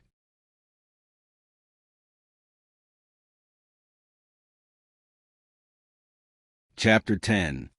My fists still ached from the night before, but that pain was easy compared to what came next. Some wounds you can hide under your hoodie. Others burn where nobody sees. That morning, the halls felt colder than usual. Locker doors slammed. Laughter bounced off walls. It was just another Tuesday for most people, but I moved like a ghost. My mind kept replaying her words from last night, the way she smirked before she left. I tried to play it off like I didn't care, but the lie tasted bitter. She showed up late, sauntering in with her hood up and headphones blasting. Nobody dared block her path. She owned her space, even when she was alone. I watched her, tried to catch her eye, but she looked straight through me. My boy Slim slapped my back. Yo, you talked to her yet? I shook my head. She don't want to talk. He grinned. You scared? I shrugged. I was scared, but not in the way he thought. I wasn't scared of fight or the pack wars or even getting jumped. I was scared of being nobody to her. First period was torture. The teacher's voice droned on, but I couldn't focus. I kept catching myself glancing at the clock. I thought about all the times I stood my ground, how people respected me. But respect meant nothing if I was invisible to her. After class, I caught her by the side doors. She leaned against a brick wall, cigarette between her lips, fingers drumming on her jeans. She looked up, raised an eyebrow. What? She said flat. I felt the eyes of everyone nearby. Didn't matter. You got a problem with me? She exhaled smoke, slow and lazy. I don't got time for boys who think they run shit. I ain't like them. She laughed, sharp and mean. You all the same. Talking tough. Thinking I'll fall for it. I clenched my jaw. Why you acting like you don't know me? She looked me up and down, then turned away. You don't know me either. That hurt more than a punch to the gut. I reached out, grabbed her arm. Don't walk away. She jerked free, eyes flared with something wild. Don't touch me. You don't own me. People watched, hungry for drama. She glared at me, and I felt small, like I was back in middle school getting laughed at for wearing busted shoes. She flicked her cigarette away, shoved her hands in her pockets, and walked off, just like that. I stood there, feeling heat rise in my face. The bell rang. I didn't move. Slim found me later, sitting on the bleachers behind the gym. Yo, she straight iced you. I shoved him. Back off. He laughed, mean and careless. Guess you ain't the alpha no more. I almost swung at him, but my hands felt heavy. Get lost. He did, but not before shaking his head like he pitied me. I hated that. I hated feeling weak. But more than anything, I hated that I still wanted her. The day dragged. Every time I saw her, my stomach twisted. She moved through the halls like she was looking for a fight, but nobody was dumb enough to step up. The teachers barely tried to stop her. Even the cops who hung around outside kept their distance. After school, I waited by the chain-link fence. The sun beat down, sweat rolling down my neck. My mouth was dry. I almost left. Then she showed. She spotted me, rolled her eyes. "You again?" "I need to talk," I said. My voice shook a little, so I tried to sound tougher. "Not here." She hesitated, then nodded toward the alley behind the gym. I followed, feeling every step like it was a test. She leaned against the wall, arms crossed. "Say it." I sucked in a breath. "Why you pushing me away?" She tilted her head. "Why you want me?" I opened my mouth, but nothing came out at first. The truth was ugly. I liked her because she was dangerous, because she made me feel something, because I saw myself in her, all the broken parts and sharp edges. "You make me feel alive," I said, quiet. "Nobody else does." She shook her head, almost sad. "You don't get it. I'm not good for you." "I don't care." She stepped closer, close enough I could smell smoke and sweat and something wild. "You should." I reached for her, slow this time. "Let me in. I'm not scared." She slapped my hand away, eyes hard. "That's your problem. You should be." Her words hit like bricks. I felt the air leave my chest. "What do you want from me?" She looked past me at the sky, the broken basketball hoop, anywhere but my eyes. "I want you to leave me alone." I took a step back. It felt like falling. She pushed off the wall. "You think you want me, but you don't know what I am." I wanted to shout, to demand answers, but all that came out was, "Try me." She laughed, but it was hollow. "You don't listen. You're just like the rest." I let the anger rise, because it was easier than hurting. "You think you're better than us?"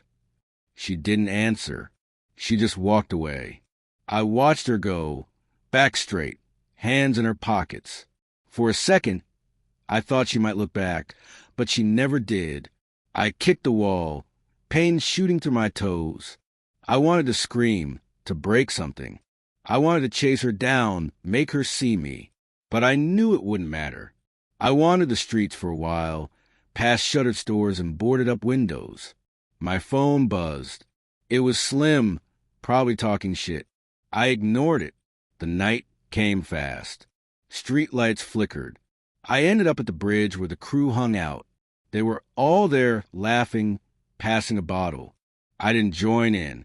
Jay noticed me, waved. "Yo, you look like you got dumped." I shrugged. "Mind your business." He grinned. "Man, she cold." I stared at the water, wishing I could jump in and wash everything away. The bottle came around. I took a swig. It burned going down. Still didn't fix the ache. They started talking about the next move. Who to watch, who to trust, who needed to be put in their place. I tuned them out. My mind kept drifting back to her, the way she shut me out, like I was just noise. I left before they noticed. The walk home felt longer than usual. Every step felt heavier. When I got home, my mom was passed out on the couch, TV blaring. I turned it off, grabbed some bread from the kitchen. I wasn't hungry, but I needed something to do. I sat in the dark, staring at the ceiling, phone buzzing in my pocket. It was her this time. Just 3 words. "Don't follow me." That hurt worse than anything. I typed back, but deleted it before I sent anything. What could I even say? I stared at the message until my eyes blurred. Then I tossed my phone across the room. It hit the wall, battery popping out, screen cracking. I didn't care. The house was quiet except for the sound of my own heartbeat.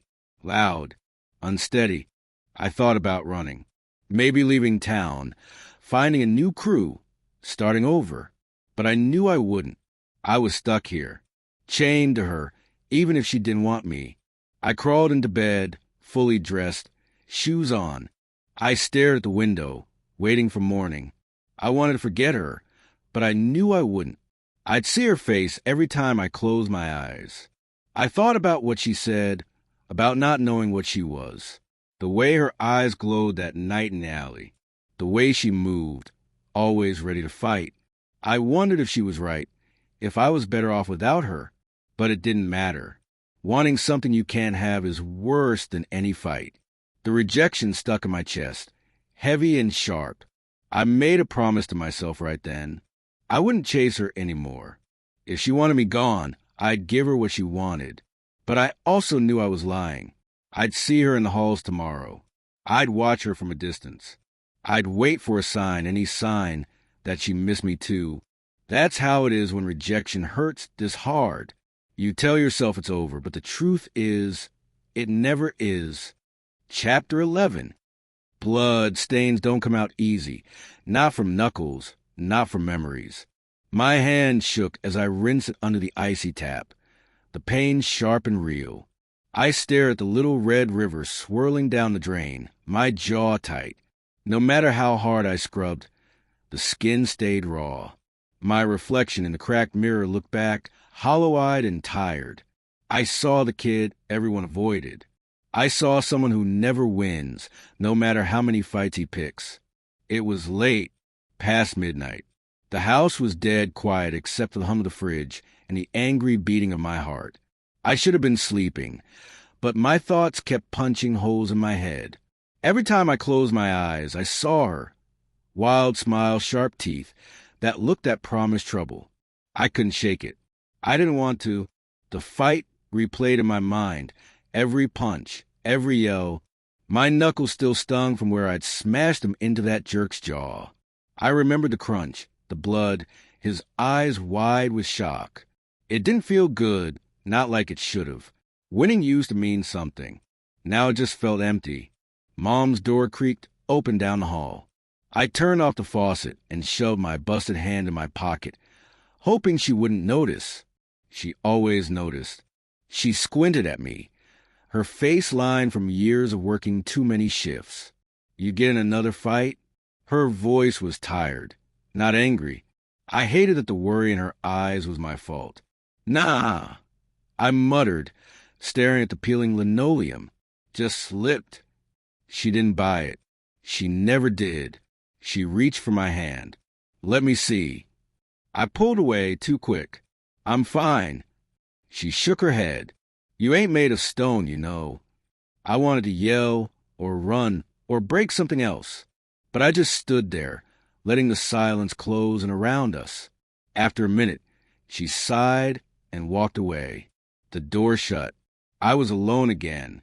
I wrapped my knuckles in a dish towel, biting down on a curse. All this pain, and for what? Street respect didn't pay rent. It didn't stop the loneliness either. The only thing I ever got from fighting was scars. Still, I couldn't stop. Not now, not with her out there. She'd show me something in that alley. Not just fists and teeth. She made me feel alive, like I could be more than just a shadow on these cracked sidewalks. But she also scared the hell out of me. Not because of what she could do, but because of what I felt when she looked at me. Like she could see the broken parts no one else cared about.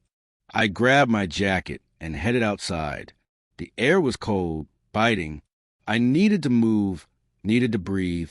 Streetlights flickered, making the city look meaner than usual. My shoes slapped against the pavement, steady and familiar. I found myself wandering past the old basketball court, the one with a busted rim and broken glass everywhere. That's where the guys used to hang, before life got messy. I stopped at the chain-link fence, letting my fingers catch on a rusty wire. Somewhere, a dog barked. Sirens wailed in the distance. Another night, another fight. My phone buzzed in my pocket. I pulled it out, thumb hovering over the cracked screen. Unknown number. I almost ignored it, but something told me not to. I answered. Yeah. Her voice cut through the static. You awake?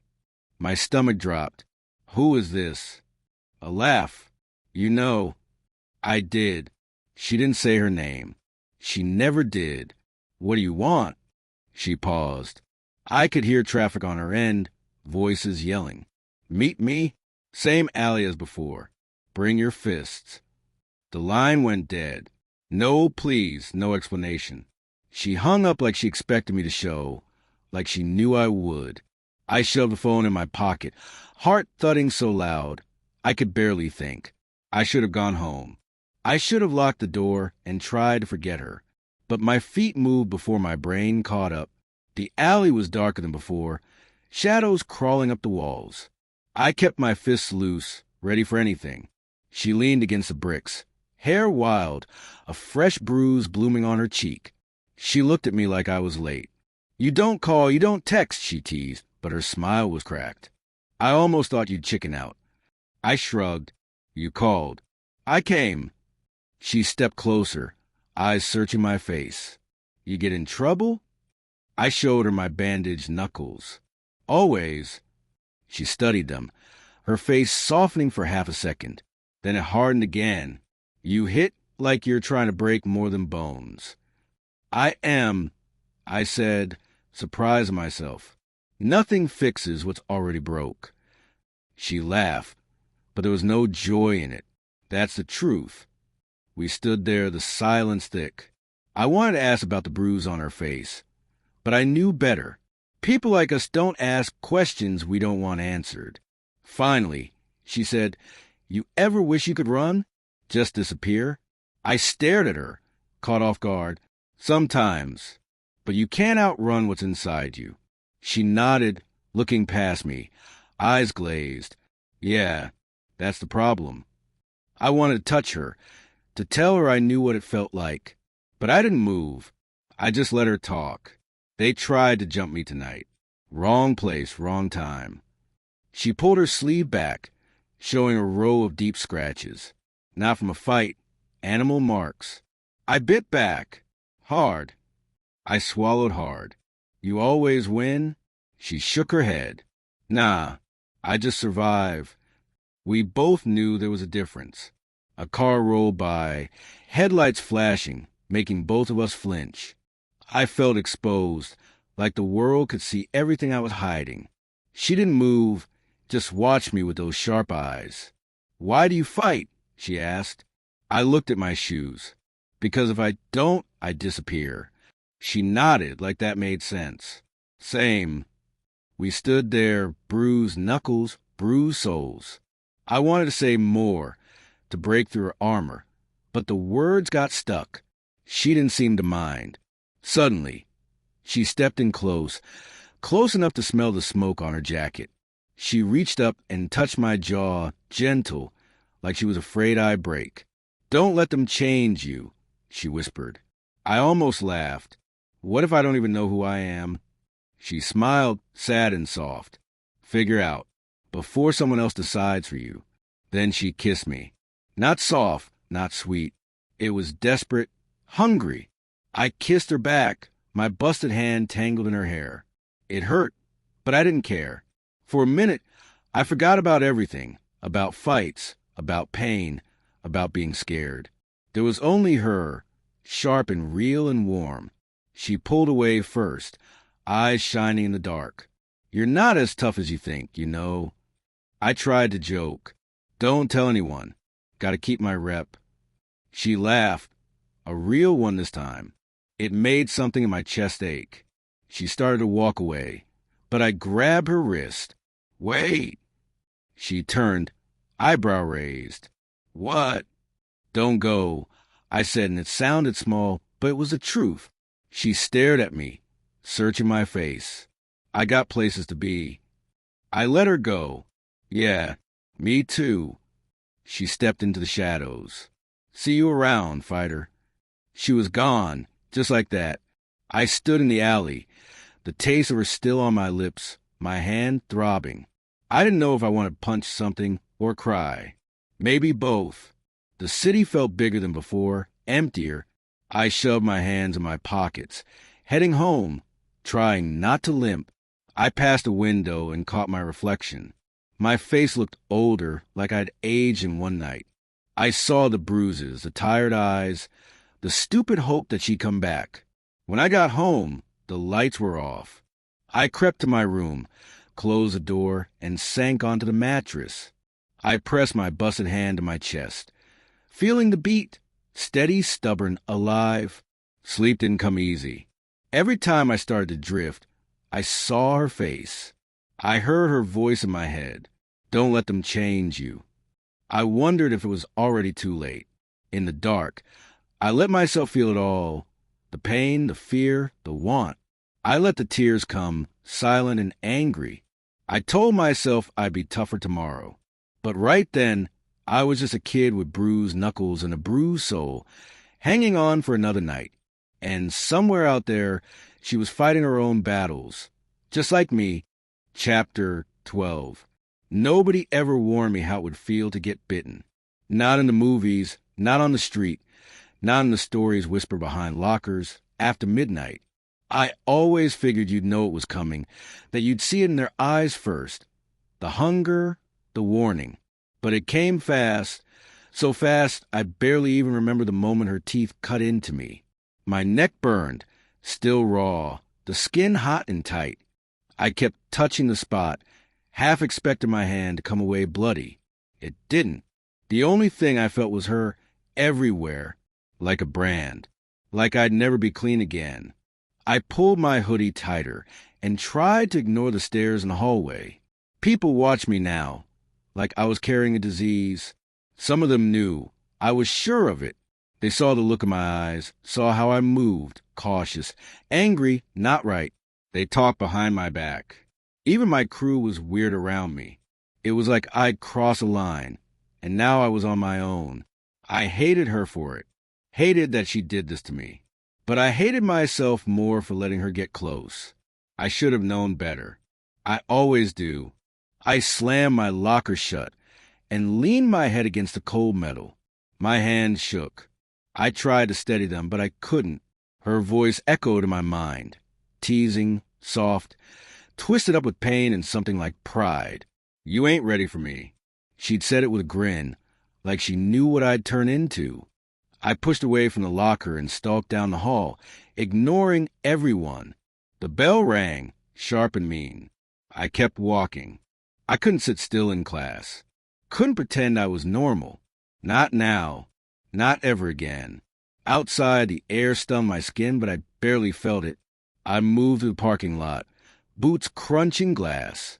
I wanted to find her, wanted to make her pay, but part of me just wanted to hear her voice. I hated that more than anything.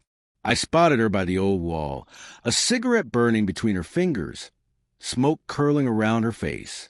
She looked up, and her eyes met mine. No fear, just that same challenge. She flipped the cigarette away and waited. I didn't say anything, just stared at her, breathing hard, fists clenched in my pockets. She pushed off the wall and stepped closer. I could see the mark on her neck now, a thin scar, almost hidden by her hair. I wondered who gave it to her. I wondered if she hated them too. You mad? She asked. I laughed, but it sounded broken. What do you think?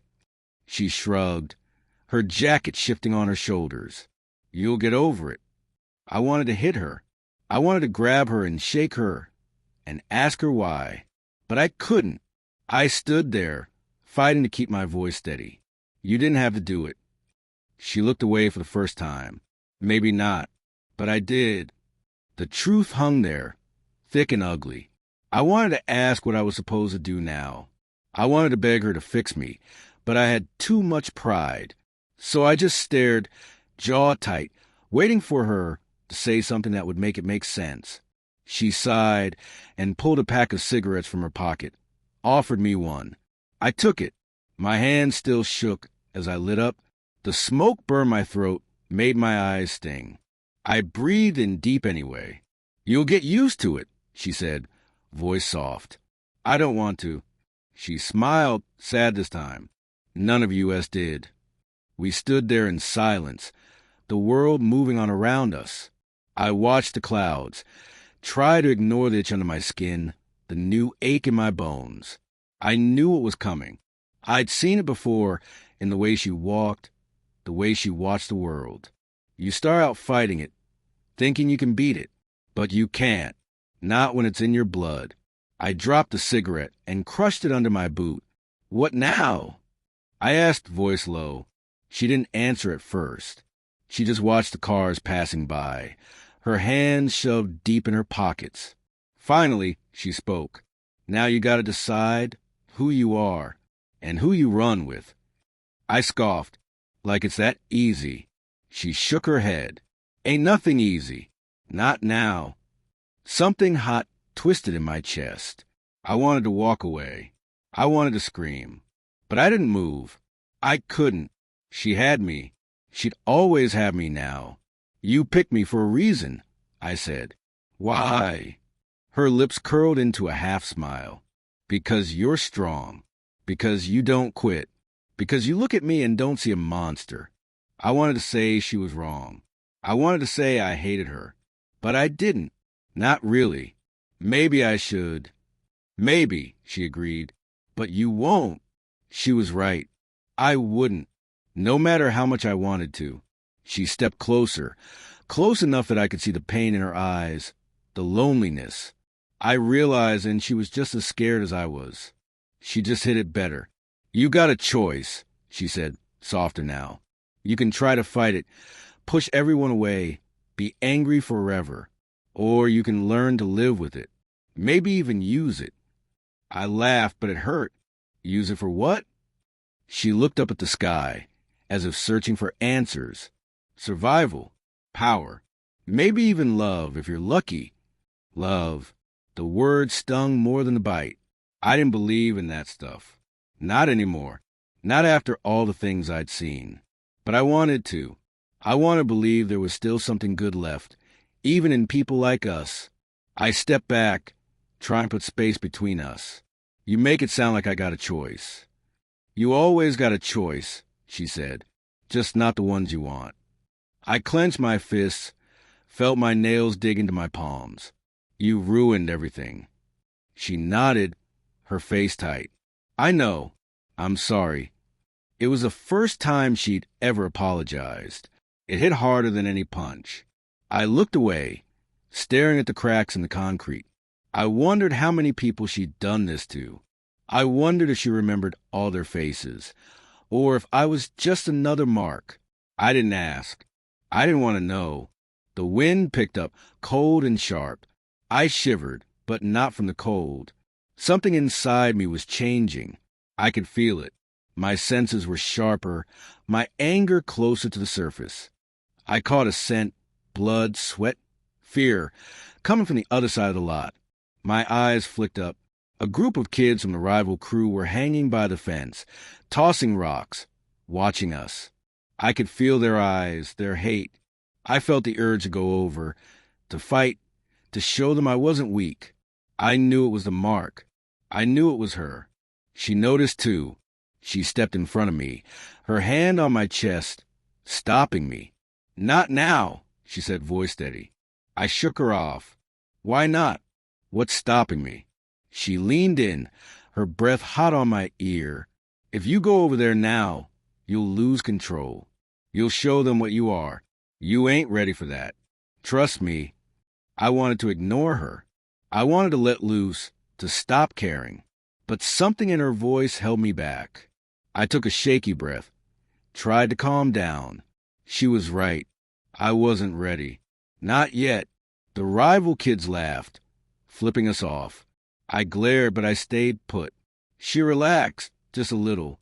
Her hand stayed on my chest, grounding me. You're marked now, she said quietly.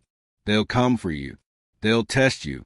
But you're not alone, not unless you want to be. I looked at her, really looked at her. She was tough, but underneath I saw the cracks. The fear, the regret. Maybe that's why she picked me. Maybe she saw the same in me. I nodded just once. I'll deal. She smiled, sad and tired. Yeah, you will.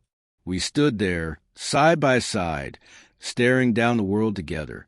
I still hated her for what she did, but I knew I needed her too. Maybe that was the worst part.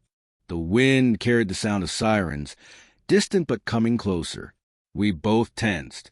Trouble was always just around the corner. That's the way it worked in our world. She pulled out another cigarette, lit it, took a drag. Come on, let's get out of here before someone sees. I hesitated, then followed her. The mark on my neck burned with every step. I knew it would never heal. Not really. It was a part of me now. She was a part of me. As we walked away, I looked back at the kids by the fence. They stared after us, eyes cold and hungry. I knew this wasn't over. Not by a long shot. But for now, I wasn't alone. She ruined my life, but she also gave me something I never had before, a reason to fight. Maybe even a reason to hope. I touched the mark on my neck, felt my heart thudding in my chest. I was different now. I was hers, whether I liked it or not. And deep down, I knew I'd never be the same again. Chapter 13. I don't sleep much anymore. Not since that night. Not since she showed me what she was. I wake up sweating, every muscle tight, heartbeat still stuck in that alley. When I close my eyes, I see her face, half wild, half broken. When I open them, all I see is the cracked ceiling above my bed, the same old water stains, the mess of last night's clothes on the floor. Still smells like smoke and cheap beer. Everything feels wrong, like the whole world got twisted while I wasn't looking. I swing my legs over the side of the bed, feet landing on cold floorboards. My phone buzzes. It's one of my boys' new drama, More Fights Brewing. But I don't care right now. All I can think about is her teeth, those sharp canines flashing when she smiled, the animal in her eyes when she slammed that kid into the wall. I should be scared. But I'm not. Not really. I just feel alive for the first time in months. Like something big is coming, and I want to meet it head on. My ribs still hurt from the fight. I poke at the bruise, wincing. Gotta act tough, though. Nobody respects weakness on these streets. I pull on yesterday's jeans, grab a black hoodie, and head out. The sun's barely up, sky gray and heavy, like it's trying to press the city flat. I walk, hands in pockets, hood up, keeping my head low. People stare anyway. Maybe they see the cuts on my face. Maybe they just know not to mess with me. It's funny. Everyone's scared of the wrong monsters. I hit the corner store for an energy drink. The old guy behind the counter watches me, makes a show of checking the security mirror. I flash him a fake smile and leave, chugging the drink as I head to school. The halls smell like sweat, gum, and fear. Packs of kids, all moving in little clumps. My crew find me quick, Marcus, loud as always, and Jay, eyes darting around like he's looking for trouble. They slap my back, talk trash, ask if I'm good. I shrug them off. I'm fine. Marcus raises an eyebrow. You seen her? I know who he means. No. Jay whistles low. She messed those guys up last night, bro. I never seen nothing like it. I shake my head, trying to stay cool. Forget her. But I can't. She's everywhere. I feel her in the air, hear her laugh echo in the halls. I see her at lunch, sitting alone in the back, black boots up on the chair, eating cold fries. Nobody talks to her. They're scared, but they don't even know why. I sit at my usual table. My boys argue about last night's fight. Who won, who ran. Nobody mentions her name. She's become a shadow, too dangerous, too different. After lunch, I skip class and head for the back lot. That's where I find her. She's got a cigarette between her lips, jacket pulled tight. She looks up as I approach. Eyes narrow, lips curled in a smirk. You stalking me now? She asks, blowing smoke sideways. I shrug, try to look casual. You're hard to miss. She laughs, low and mean. You got a death wish or something? I step closer, voice tight. What are you? She grins wider, showing just a hint of fong. Not your problem. I clench my fists. You made my problem. She flicks her ash, eyes daring me to come closer. What do you want, really? I pause, searching for words. Truth. She leans against the wall, face cold. Nobody here wants the truth. They want a good story, something to brag about. You're not different.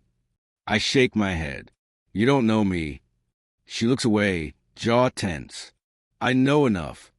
I stand there, caught between fear and anger. I want to yell. I want to touch her, see if she's real.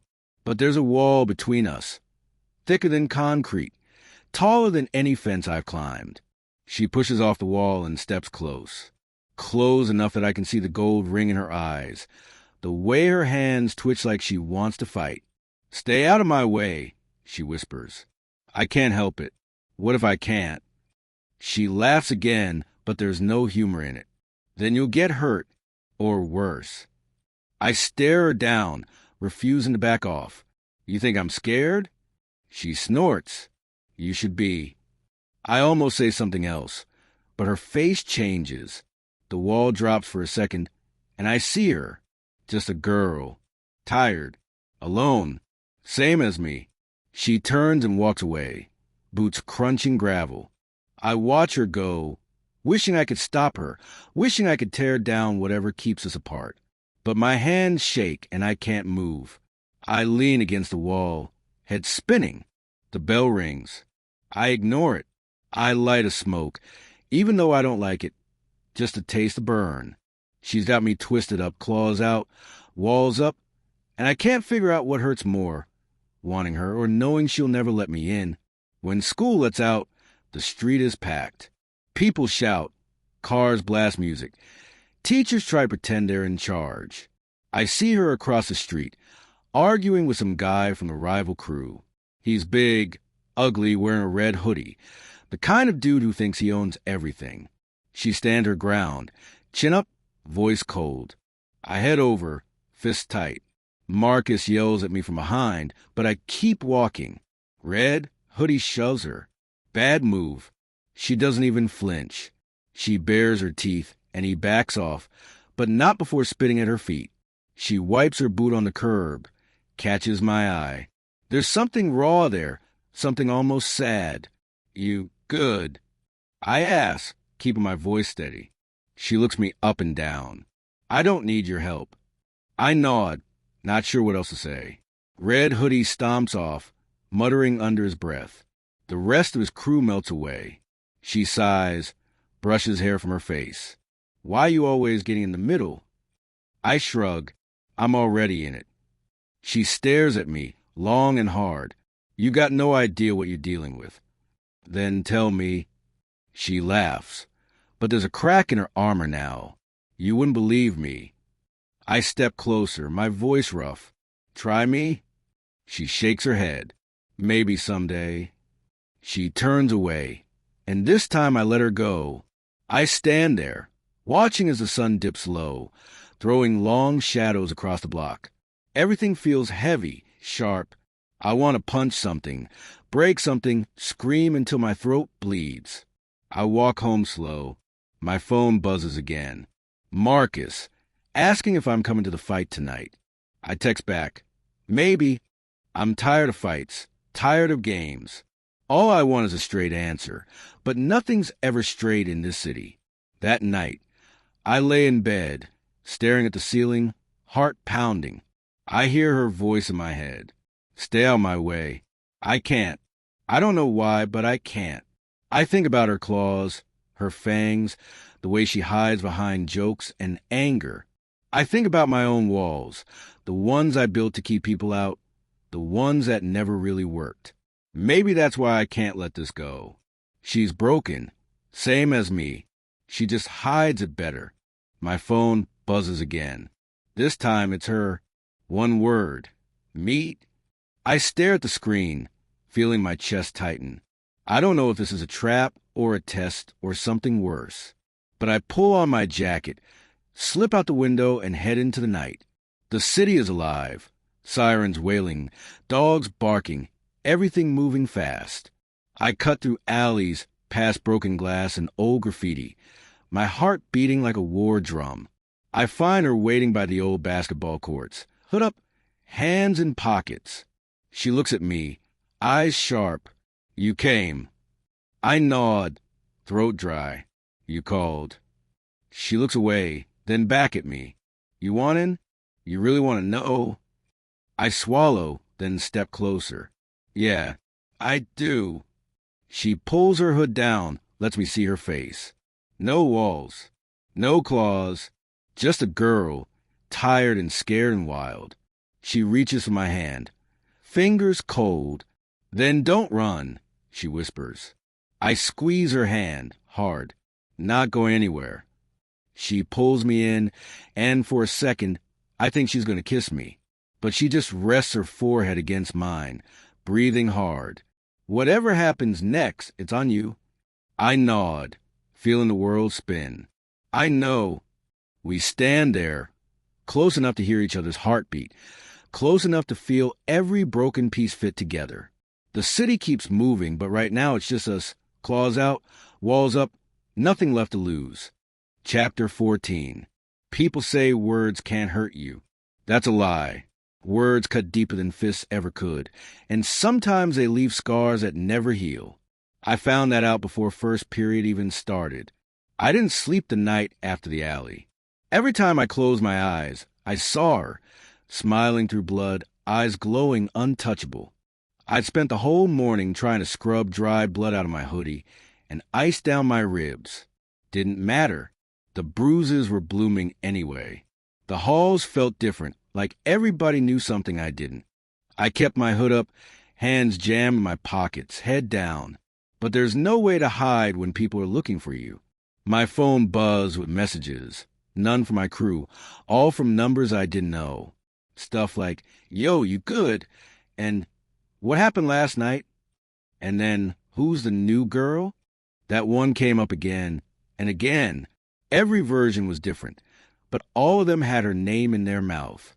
She didn't even go here, but now she was everywhere. At my locker, 2 of my boys waited.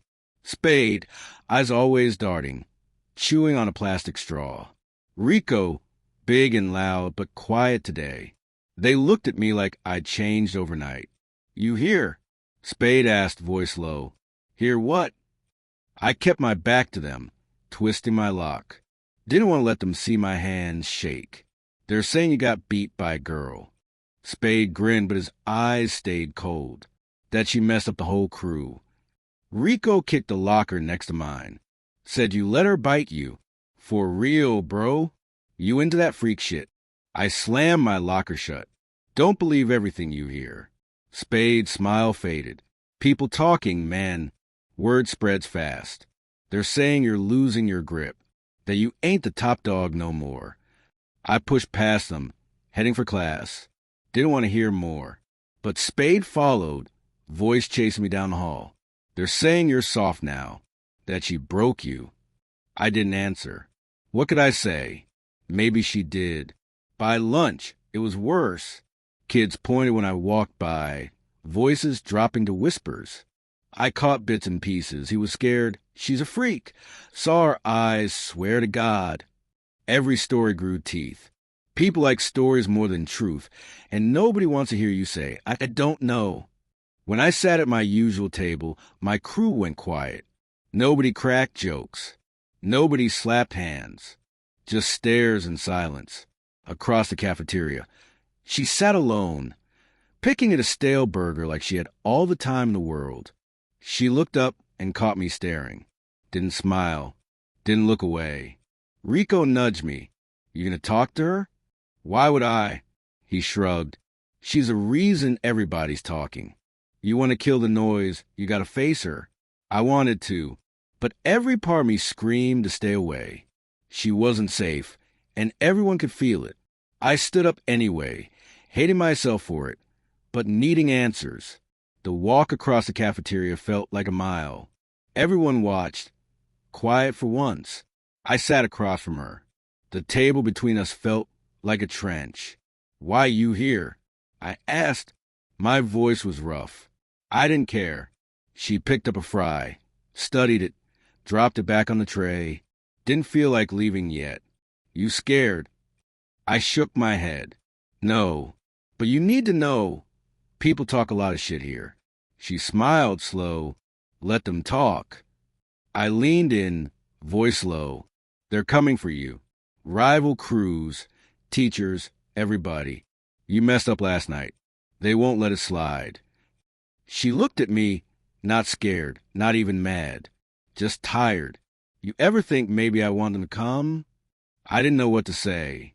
She leaned closer. I've been running a long time. Tired of it. Sometimes you gotta let the wolves catch you. See if they really bite. I tried to read her face, but it was like looking through glass. You're playing a dangerous game. She shrugged. So are you? Suddenly, a tray slammed down next to us. Two guys from a rival crew, faces hard, fake smiles. Yo, you knew? The tall one said, grinning too wide. Heard you got mean punch. You here to take his spot? I tensed up. She didn't even blink. Maybe, she said, picking up a fry and popping in her mouth. He laughed. You think you could just roll in and run this place? She leaned back, bored. Try me? He reached for her wrist, fast. Bad idea. She moved quicker, twisting his fingers until he yelped. She let go, just as a teacher started shouting across the room. The guys backed off, but not before he spat, "You're dead, freak." She watched him go, then looked at me. See? Told you. They want a show. I let out a shaky breath. You keep this up, you'll get us both killed. She leaned across the table, close enough that nobody else could hear. You ever get tired of pretending you're not scared?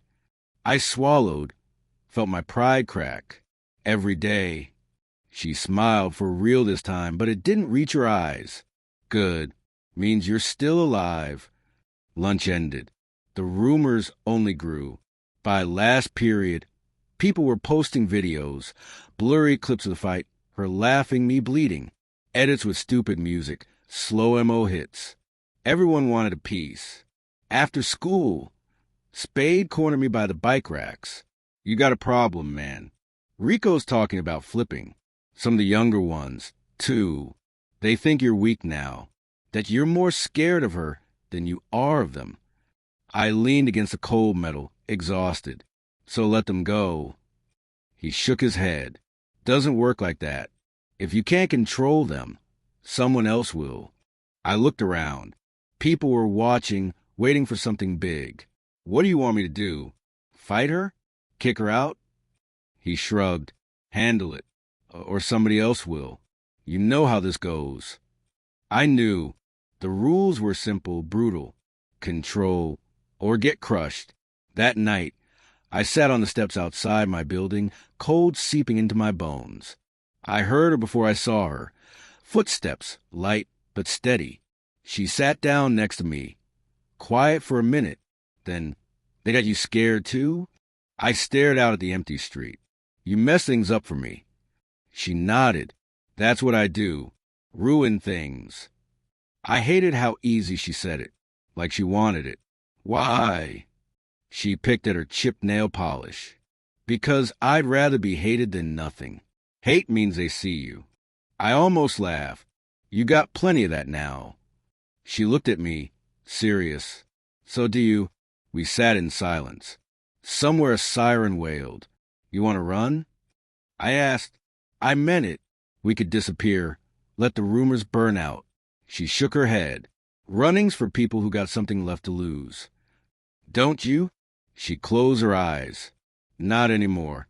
I wanted to ask more, but something stopped me. Maybe it was the way her hands shook just for a second, or the way she stared at the sky like she was waiting for something to come down and finish her off.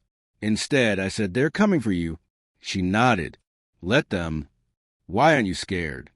She looked at me, eyes tired but still burning.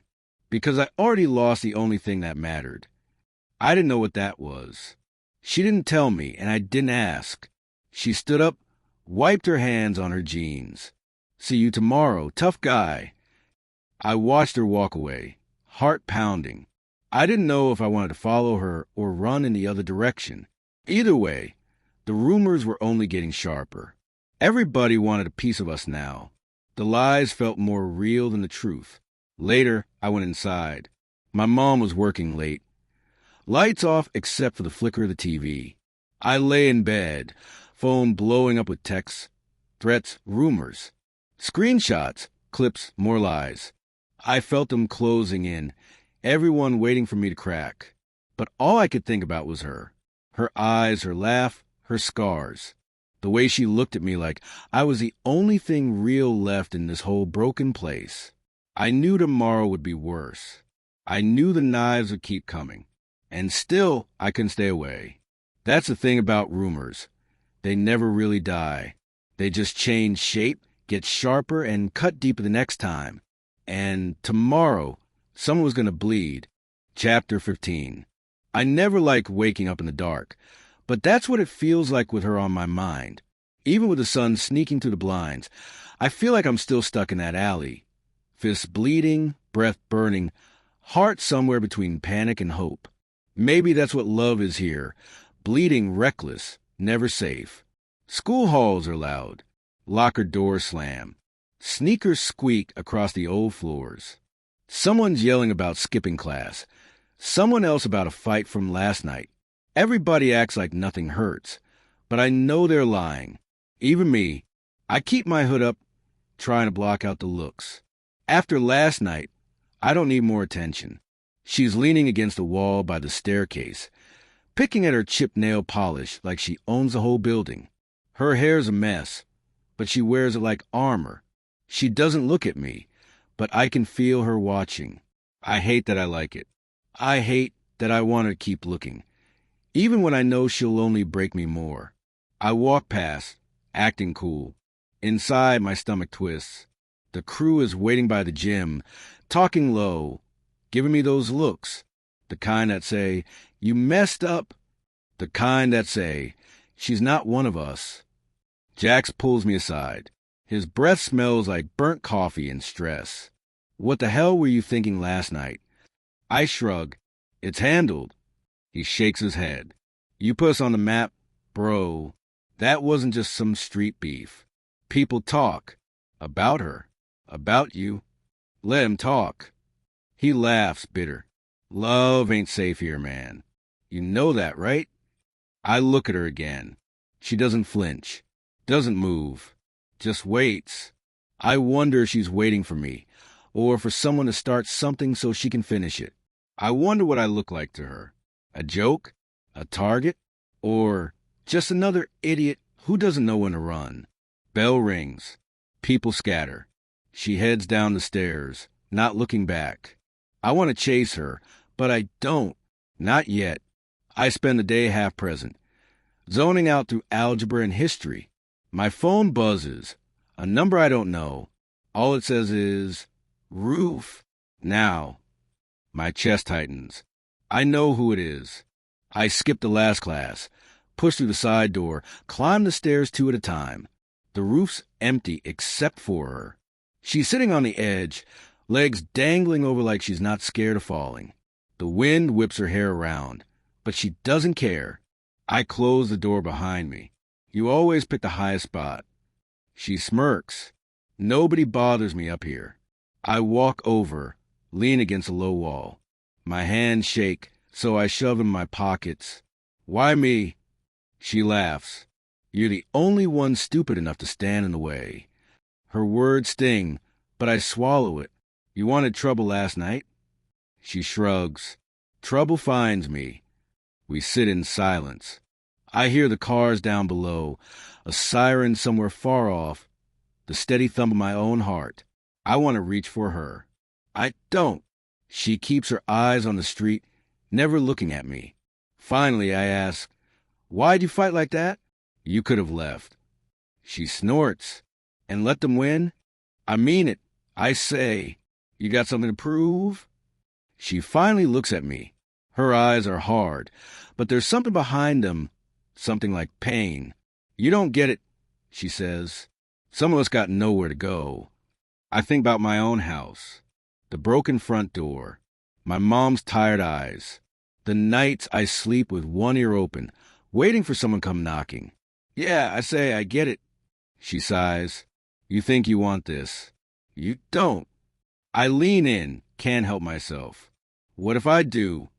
She shakes her head, hair falling in her face. "Love ain't safe here." Not with me. Not with anybody. I want to tell her I'm not scared. I want to say she's wrong. But the words catch. I remember the way her eyes changed in the alley. The teeth. The strength that wasn't human. The blood on her lips. You're not normal. I say, voice low. Were you? She flinches just a second. Then her mouth sets hard. You don't want to know. I do. More than anything. Tell me. She stands up, brushing dust from her jeans. For a second, I think she's going to walk away. Instead, she leans in close enough I can smell her. Something sharp, wild, like rain on asphalt. You ever feel like there's something inside you that wants out? She whispers. Yeah, I admit. Surprised at how true it feels. She looks away, jaw tight. Mine just got teeth. For a second, we stand there, two broken pieces. I want to reach for her, but I stop. I'm not sure if I'm scared of her or for her. She pulls back, face closed. You stay close to me. You're going to get hurt. I promise. The door behind us bangs open. Jack steps out, looking pissed. Yo, we got a problem. She turns to go, but I catch her arm. Wait. She looks down at my hand, then back at me. Let go, she says, voice cold. But I don't. Not yet. You don't gotta run from me. I say. She laughs harsh. I'm not running. I'm warning you. Then she pulls away, jumps down the stairs two at a time, gone before I can stop her. I turn to Jax, trying to act tough. What is it? He shakes his head. She's bad news, man. You get close. You bring the whole crew down. You want that? I think about what she said. Love ain't safe here. Not for me. Not for anybody. I don't care. I say, but I do. Jax looks tired. They're coming for us. Her old crew. You picked the wrong girl. I stare at the sky, trying to breathe. Maybe she picked me. He doesn't answer. He just walks away, leaving me alone on the roof.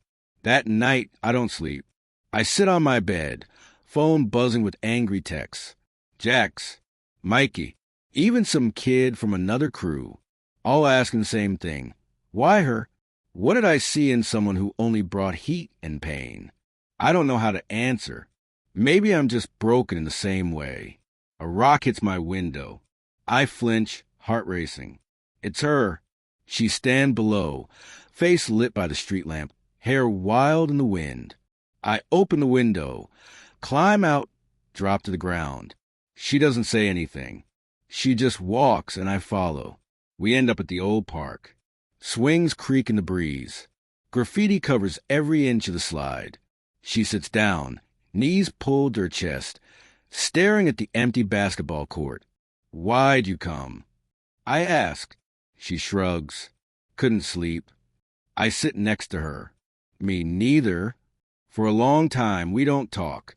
Just listen to the city. The trains, the sirens. The quiet that creeps in when everyone's gone home. I used to think I could fix things, she says finally. Like if I just tried hard enough, the world would let up. I nod. It doesn't. She laughs, but there's no joy in it. You still want this? After everything? I don't know how to answer. I'm scared, but I can't walk away. I want you, I say, even if it hurts. She stares at me, searching for something. I don't look away. You're stupid, she says, voice cracking. Yeah, so are you.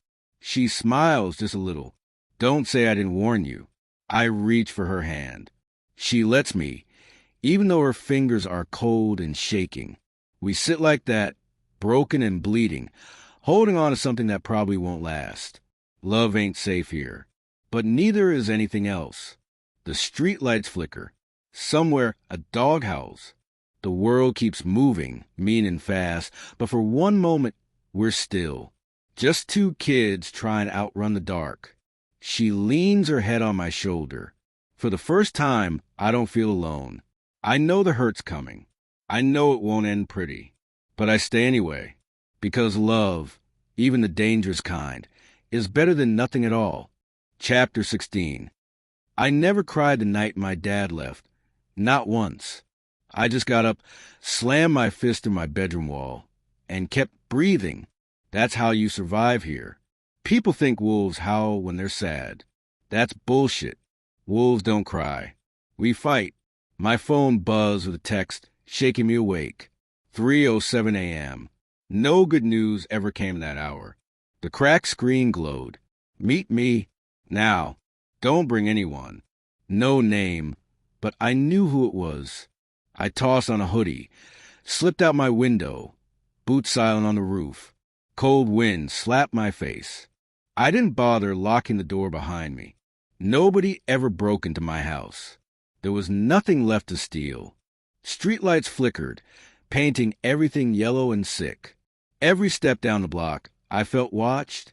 Cops in their cruisers, rival crews under hoodies, ghosts of old friends. I walked fast, hands deep in my pockets, knuckles still raw from last night's fight. I spotted her near the train tracks, perched on a dead refrigerator like a throne. She looked up, eyes shining even in the dark, moonlight catching the edge of her jaw. "Took you long enough," she said. I didn't answer. She liked to talk first. She looked me up and down, smirked. "You always show up alone?" I shrugged. "You told me not to bring anyone." "That mean you trust me?" she said. I laughed, sharp and quick. "Trust gets you killed." She grinned wider, like she enjoyed the taste of danger. She pulled something from her jacket. Silver lighter, flipping it open and closed. The flame caught, tiny and wild. "You get in trouble after last night?" I flexed my fingers, pain shooting up my arm. "Nothing I can't handle." She watched me for a second, too quiet. "You ever get tired?" "Of what?" She shrugged, eyes on the stars. "The fighting, the running, pretending nothing gets to you." I bit the inside of my cheek. "That's the only way I know." She flicked the lighter shut, shoved it in her pocket. My pack never cared if I cried. They just wanted me mean. Her voice dropped, almost soft. "You ever wish you could just stop?" I looked away, pretending I didn't hear her. Truth was, I thought about it every night since I was a kid. I just didn't know how. A train groaned by, loud and heavy. She waited for the noise to die before speaking again. "I heard what they call you on the street. Wolf boy. That supposed to scare me?" I shrugged. "Supposed to keep people out of my way." She leaned forward, elbows on her knees. "You don't scare me. Never did." She always knew how to cut right to the bone. I paced, boots crunching broken glass. "Why'd you call me out here?" She glanced around, lips tight. "I needed to see you. Alone. Too many ears back at the club." "You in trouble?" She shook her head. "Not yet, but it's coming. I can feel it." I waited, silent. She didn't owe me anything, but I could tell something was eating at her. She was tough. Yeah, but everybody breaks eventually. Even her. She stood up, shoved her hands deep into her jacket. "I found something. About the pack. About you." I tensed up, jaw tight. "What are you talking about?" She stepped closer, her voice barely above a whisper. "They're planning something. Your crew. Mine. All of them." I snorted. "That's not news." She grabbed my arm, nails digging in. "No, you don't get it. They're coming for you. All of them. Someone set you up." Her words hit like a punch to the gut. My stomach twisted, rage simmering under my skin. "Who?" She shook her head. "Don't know yet.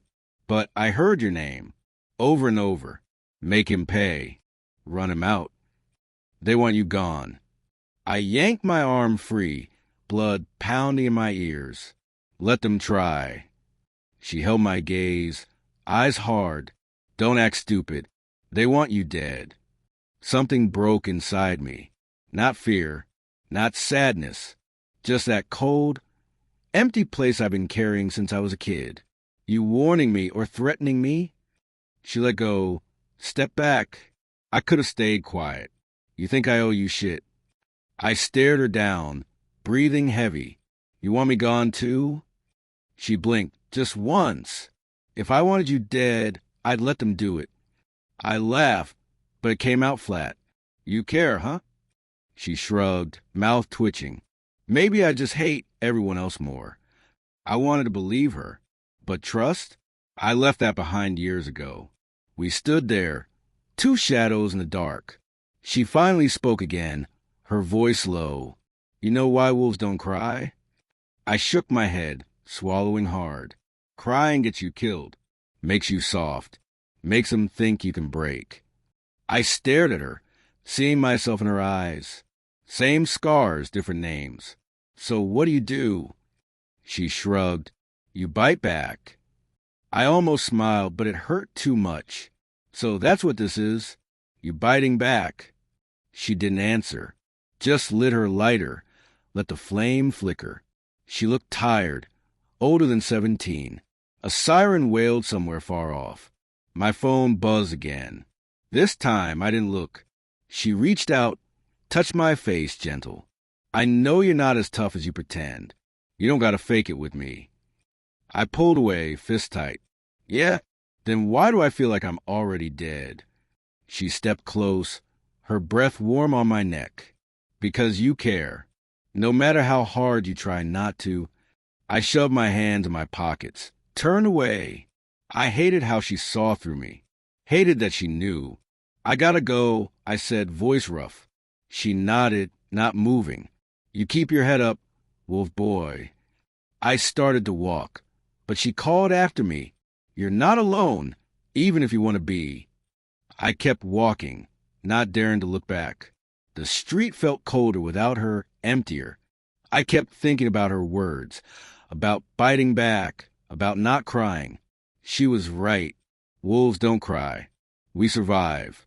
I cut through alleys, past the old liquor store and the church with the boarded-up windows. My chest hurt, but I blamed on the cold. I thought about what she said. Someone setting me up. I thought about the pack, about all the times I'd saved their asses and took the fall. I stopped under a broken streetlight, breathing hard. The city felt like it was closing in, squeezing all the air out of me. I kicked the bottle into the gutter, watched it shatter. Glass sparkled on the asphalt, pretty and pointless. My phone buzzed again. I checked it this time. Stay sharp. You got eyes on you. No number. Just a warning. I typed back. Who is this? No reply. I shoved the phone in my pocket, tried to shake the chill. I thought about her, about the way she touched my face, about the way she didn't cry, even when she should have. I never cried for anyone. Not for my dad. Not for my crew. Not for the kids who never made it past 17. But I wanted to. Some nights, when the street was empty and the city was quiet, I almost did. But wolves don't cry. We wait for the sun to come up. We wait for the next fight. We heal in the dark, alone. I walked home, boots heavy on the sidewalk. Every shadow looked like an enemy. Every siren sounded like it was coming for me. I climbed back through my window, heartbeat loud in my ears. The house was silent, cold. I sat on the edge of my bed, staring at my hands. Bloody knuckles, split skin, proof that I was still alive. My phone buzzed one last time. You don't have to fight alone. I didn't answer. I didn't know how. I lay back, stared at the ceiling. The city hummed outside. I let myself breathe, slow and deep. Tomorrow I'd fight again. Tomorrow I'd find out who wanted me dead. Tomorrow maybe I'd stop pretending. But tonight I just listened to the sound of my own heartbeat, steady in the dark, reminding me I was still here, reminding me that even if wolves don't cry, sometimes they bleed, and sometimes they get back up, no matter how bad it hurts. Chapter 17. I wake up choking on a nightmare. Sweat sticks my shirt to my chest, heart punching inside my ribs like it's trying to break out. For a second, I don't know where I am. Then I see the cracked ceiling, the torn posters, and remember my room, safe for now. But I don't feel safe, not even close. Last night's fight won't leave my head. Her teeth Those gold eyes, the wild smile. I keep seeing it over and over in flashes. Her tearing into that crew, me just standing there, useless, shaking. I can't stop thinking about how she looked at me after. Not scared, not even proud. Just hungry.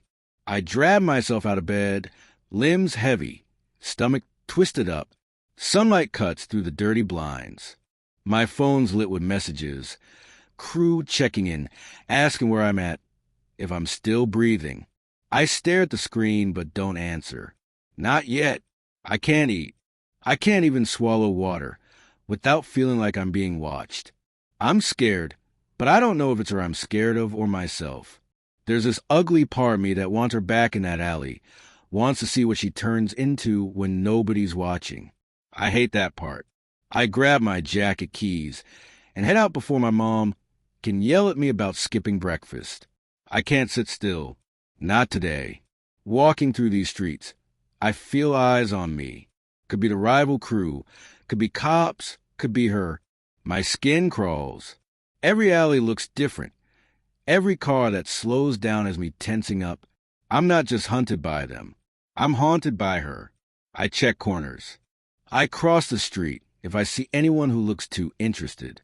Last night changed things. News is spreading. How my crew wrecked theirs. How some girl nobody knows walked through a dozen dudes and came out laughing. I know what they're all whispering. What is she? What's she to me? At school it's worse. Kids stare. Some with fear, others with respect. The teachers pretend not to see the bruises.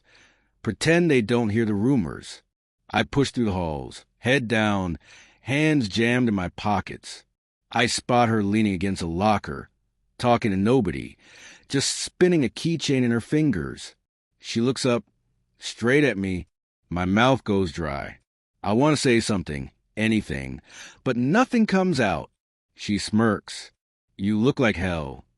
Feel worse. I mumble, voice low. She shrugs like it's nothing. You get used to it. I want to ask her what she is. I want to ask what she did last night, how she made those guys run, how her eyes glowed like a street light in a blackout. But the words stay stuck. I'm not ready for her answers. We walk the halls together, not saying much. People step aside. Some glare, most just stare. My crew meets me at the back stairwell. They watch her, but don't say a word. She leans against the wall, bored. You good? My boy asks, checking my face for fresh bruises. I nod. Yeah. He looks at her, then back at me. You sure? No, I think. Not at all. But I nod again. Lunchtime, we go outside.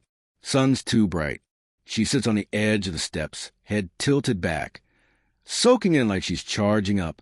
I catch her watching the sky, jaw set tight, lost in her own world. I slide down next to her. You ever scared? She snorts. Of what? I shrug. Of being caught, or hurt, or... Everybody's scared of something, she cuts in. But I don't run. Not anymore. The words stick with me. Not anymore. Makes me wonder who she used to be, what she ran from. She stands up, brushing dust from her jeans. You coming or what? Where? She doesn't answer, just walks. I follow. She leads me out of school, through alleys, past the park, down to the old train tracks. It's quiet here, empty except for the wind and the sound of gravel under our shoes. She hops down onto the tracks, balancing on the rails like a kid. I stay on the ground, watching her. She looks back. Why you following me? I don't know. I should walk away. But I can't. Guess I'm curious. She laughs, a real laugh. Not that fake tough one she does for show. It's warm for half a second. Then it's gone. She crouches down, picks up a rock, throws it the sign across the tracks. It bounces off with a loud clang. People want to own you, she says. Crew, family, whoever. They mark you, try to make you theirs. But you don't belong to nobody but yourself. She's not looking at me now. I watch the muscles in her jaw working, see the scars on her knuckles. You ever wish you could just disappear? I ask. She nods. All the time. But they always find me. Doesn't matter how far I run. Something about the way she says it sends a chill through me. Like, maybe she's not just talking about people. Maybe it's something else. Something hungry that always knows where she is. I sit on the rails, kicking gravel. You're not like the rest of us. She grins, sharp and wild. That's the nicest thing anyone said to me all week. I can't help but laugh. It feels good, even if it's just for a second. A train whistle blows in the distance. We both look up, silent. She stands. Come on. You don't want to be here when the train comes. I follow, but the hairs on my neck are up. I keep looking over my shoulder, sure someone's watching. Or something. We cut through the woods on the way back. The air's cooler here. Smells like leaves and old secrets. The shadows feel alive. She doesn't seem bothered, but I feel like something's chasing us. Or maybe just me.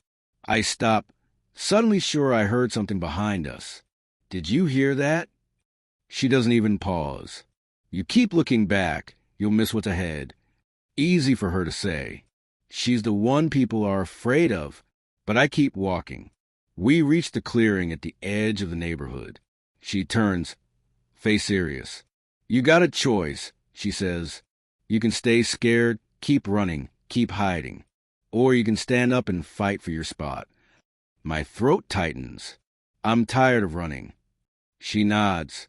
Then stop. People only hunt what they're scared of. Make him scared of you.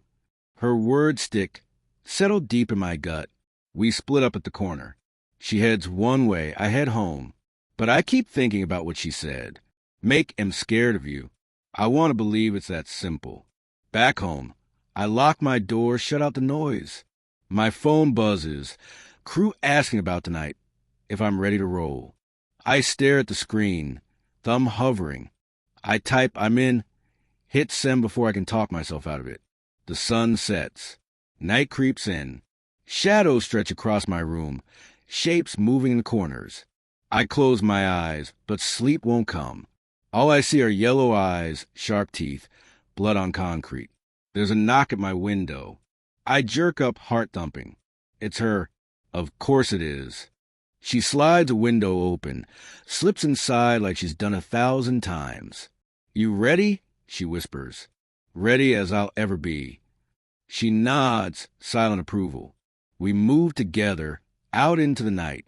My nerves are electric, skin prickling with every sound.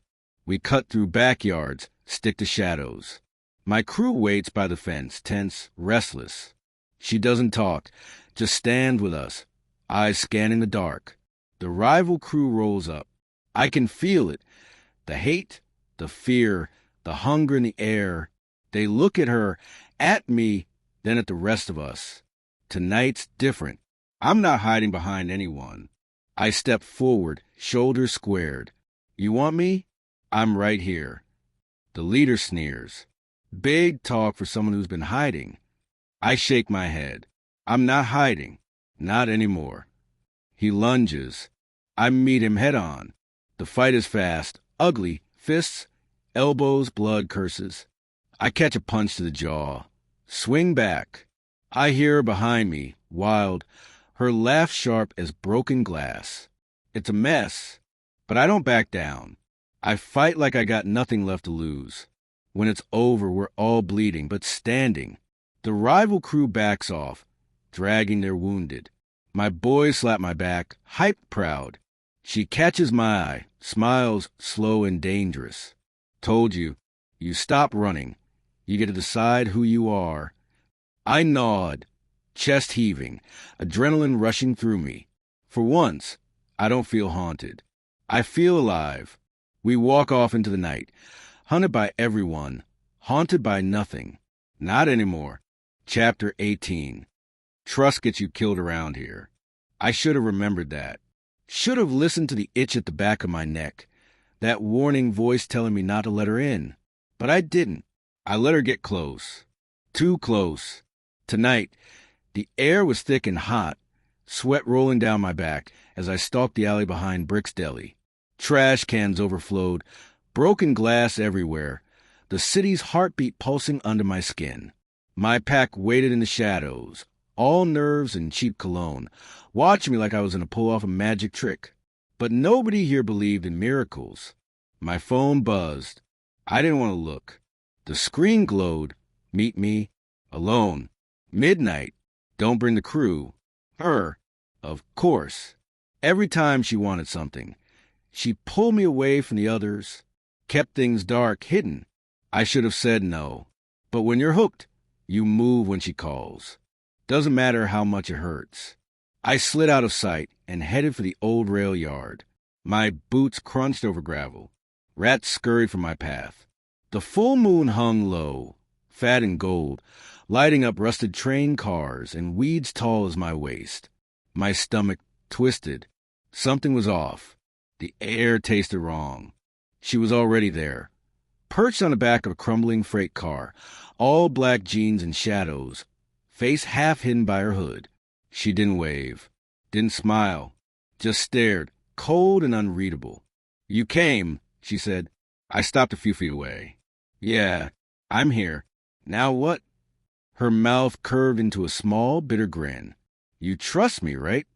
The question burned. "Don't ask me that," I said.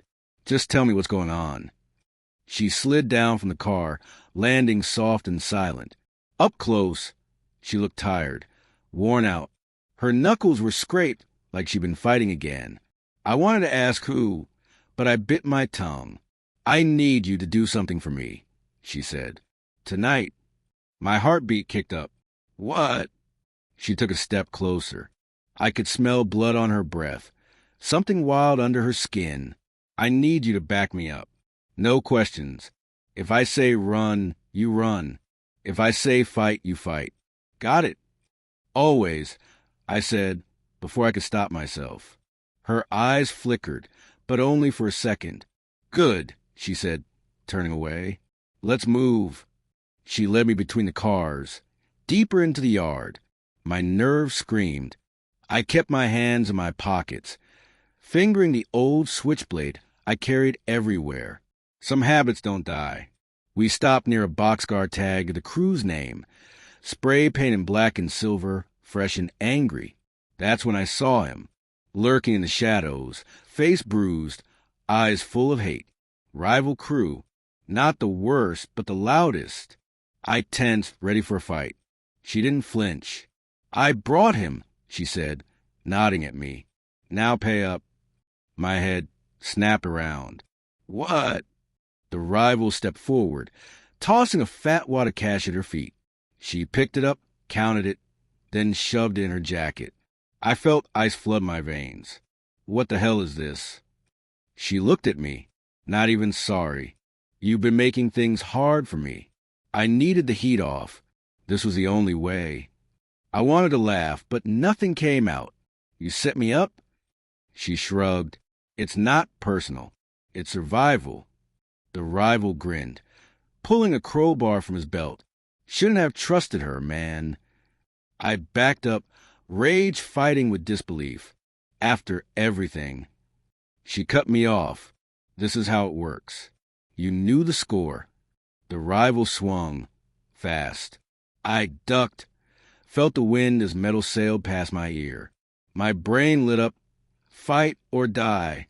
I threw a punch, caught him in the jaw, but there were more coming, 2 guys out of the darkness. It was chaos. Fists, boots, blood. Her watching, arms folded, like she was bored. Something inside me snapped. I roared, wild, not all human. My teeth ached. My vision blurred. I felt the wolf in me, clawing to get out. I let it, better than dying slow. The rival's friend tried to choke me out. I slammed my head back into his nose, heard it crunch. Another grabbed my jacket, tried to drag me down. I bit his arm. Hard. He screamed and let go. But they kept coming, fueled by hate and something worse. Her betrayal. She just watched, cool and empty. That cut deeper than any fist. Somewhere a siren wailed. far off, but close enough to make the rivals flinch. I used a distraction, shoved the first guy into the train car, kicked the second in the knee. He went down hard. I faced her. My chest heaved. Blood dripped from my mouth. Why? I asked, voice raw. She looked right through me. Because you're not one of us. You never were, and you never will be. I staggered, anger turning cold inside me. You said you needed me. She smiled, mean and sad. I needed someone. Didn't matter who. I stepped toward her, fists clenched. She didn't back up. You gonna finish it? She asked, voice soft. I wanted to. God, I wanted to. But I just stood there, staring at her, the girl who ruined me without ever meaning to. She walked past me, brushing my shoulder. Get out of here, she said. If you're smart, you'll disappear. I watched her vanish into the dark, her shape swallowed by shadows and regret. My body hurt, but not as much as my pride, not as much as a part of me that still wanted to believe in her. Even after she sold me out for a fistful of bills, the rivals picked themselves up, limping away, muttering curses. I didn't follow. I just stood there under the ghost glow of the moon, feeling something break inside me. I thought about the pack, my boys, waiting for me back at the block. I thought about all the things I'd done for her, all the secrets I kept. I realized she never cared. I was just a pawn. Easy to use, easier to forget. Shame burned in my gut. I wanted to punch something, scream, run until my legs gave out. But I didn't. I just wiped blood off my lip, spit on the ground, and started walking. The train yard felt empty now. Dead. Every step echoed in my head. I passed the boxcar, the fresh paint still shining. My name mixed in with hers. I wanted to cross it out, but I couldn't lift my arm. Halfway down the tracks, I heard footsteps behind me. My pulse jumped, ready for more trouble. Hey, a voice said. Not hers. One of my boys, Jack's, breathless, eyes wide. You good? He asked, looking me up and down. I nodded, not trusting my voice. He saw the blood anyway. Where's she at? He asked. I shook my head. Gone. He frowned. You coming back? I looked past him at the street lights burning holes in the night. Yeah, I lied. Just give me a minute. He clapped my shoulder and walked off, leaving me alone with my thoughts. I sank down by the tracks, head in my hands. Rage boiled in my chest, mixing with something uglier, loss. I told myself it didn't matter. I told myself I didn't need her. But every time I closed my eyes, I saw her face. Those sharp teeth. That empty stare. The city kept moving. Cars hissed by. Dogs barked in the distance. Somewhere, people laugh, not knowing what it feels like to get torn open from the inside. I stayed until the moon slipped behind cloud, until the night felt too heavy to carry. Betrayal doesn't heal. It leaves marks you can't see. That's the part that kills you. Not the bruises, not the blood. It's what you can't fix. By the time I stood up, my legs were numb, but my head was clear. I knew what I had to do. No more trusting anybody. No more waiting for her to come back. The next time I saw her, it wouldn't be her call. It'd be mine. I headed back to the block, stepped slow but steady. My pack saw me coming. They stopped talking, waiting for me to say something. I kept my mouth shut. From now on, it was just me and the wolf inside, hungry for payback. Let her try to forget me. Let her run. She started this. I'd be the one to finish it. Chapter 19. Some nights the moon feels close enough to touch, like it's leaning in to hear all the stuff we're scared to say out loud. I'm sitting on the edge of the old skate park, shoes dangling off busted concrete, my breath coming out in little white clouds. Streetlights flicker, almost dead, and the whole place is empty except for me and the memories I can't shake. It's late and the city is half asleep, but I'm wired. My hands keep twitching, picking at the scabs on my knuckles, nervous out of my mind. I hear footsteps before I see her. She moves quiet, but I know it's her. only she walks like she owns the night. Head up, shoulders set, nothing soft about her. She slides down the ramp and stops a few feet away, the moonlight catching her jaw, making her look like she's carved out of stone. You followed me, I say, not looking up. She shrugs, a flick of her shoulders. You weren't that hard to find. You always come here when you're pissed. I spit on the ground, swallow the lump in my throat. Not pissed, just tired. She laughs, low and sharp. You? Tired? That'll be the day. I want to tell her to leave. I want her to stay. I don't say anything. She sits down next to me, close enough that our knees almost touch. For a minute, there's just the sound of the wind blowing trash across the pavement. I stare at my shoes, waiting for her to say something, anything. You got blood on your shirt, she says, nodding at the stain near my ribs. Not mine, I lie. She leans in, studying me. You're a shitty liar. Yeah, and you're good at running away. She looks at me, something flashing in her eyes. I never run, not from this. Then why you always disappear when things get real? She pulls her knees to her chest, arms wrapped tight. I see the tattoos on her fingers, the small scars she never talks about. Sometimes it's easier not to care, she says. I bark out a laugh. Yeah? How's that working out for you? She shakes her head, lips pressed thin. Look, I didn't come here to fight. Then what? I ask, voice rough. You want something? She looks away, chewing her lip. I want to tell you something, but you gotta promise you won't freak out. I snort. I don't freak out. She smirks. Sure, you just punch walls and skip school and wreck your own life. She's not wrong. I just glare, waiting. She sighs, like she's pushing a weight off her chest. Remember that night at the alley, when those guys came for us? I nod. How could I forget? There's stuff about me you don't know. She swallows hard, hand shaking just a bit. You ever hear those stories about the old woods, the ones where kids disappear?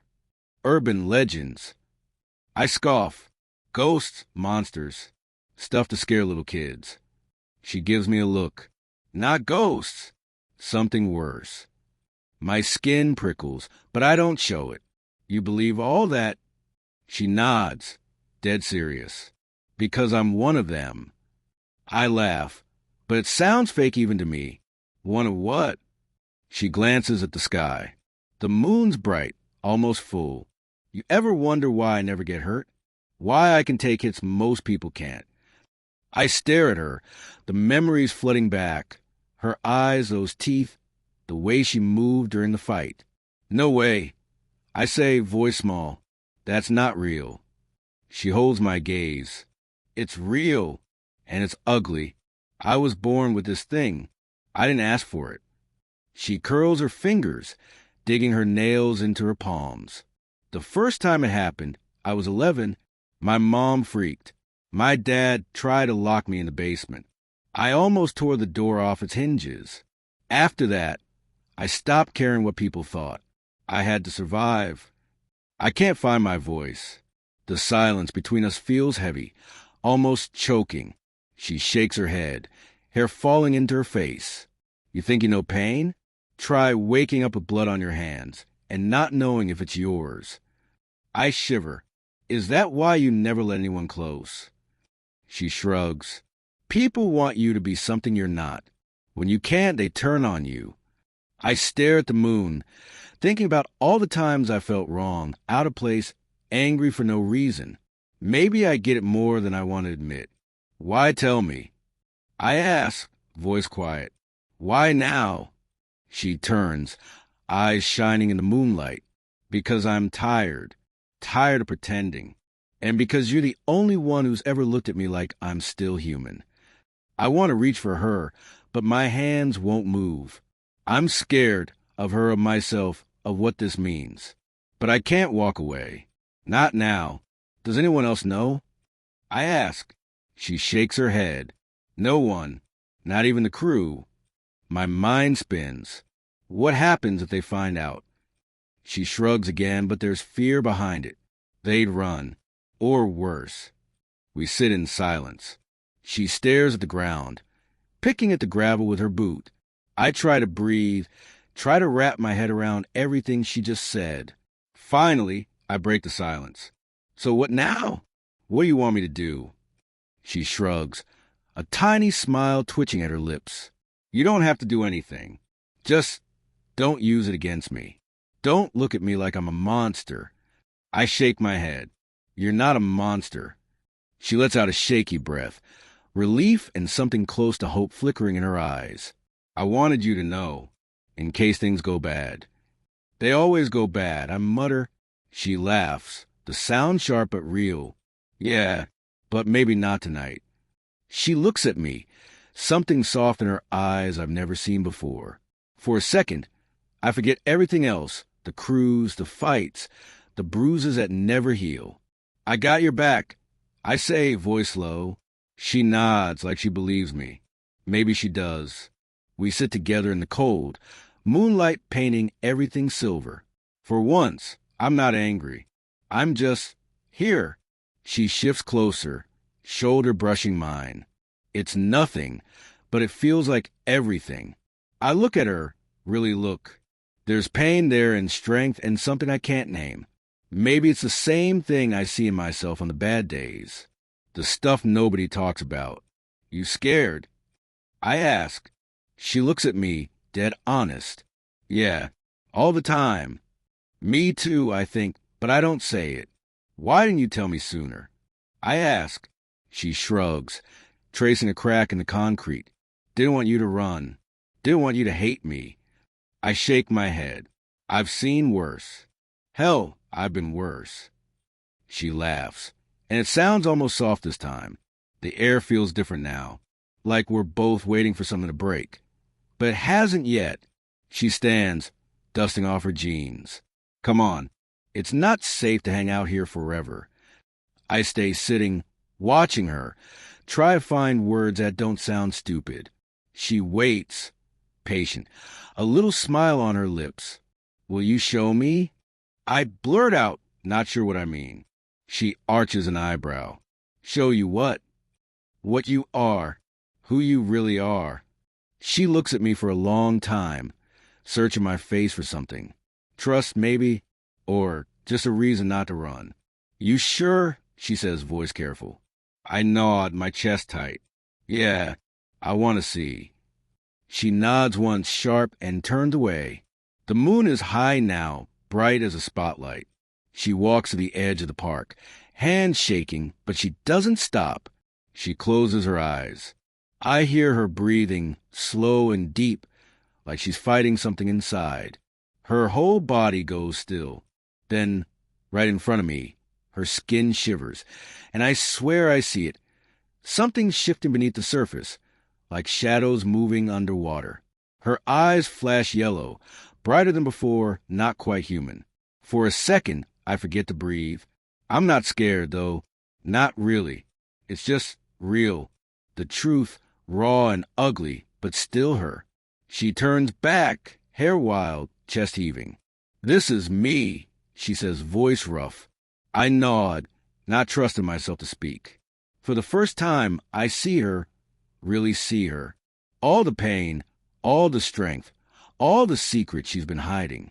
She comes back, sits next to me, and this time she lets her shoulder lean against mine. We stay like that, quiet, the moon watching us. I don't know what happens next, but for the first time, I think maybe we're not alone. Not tonight.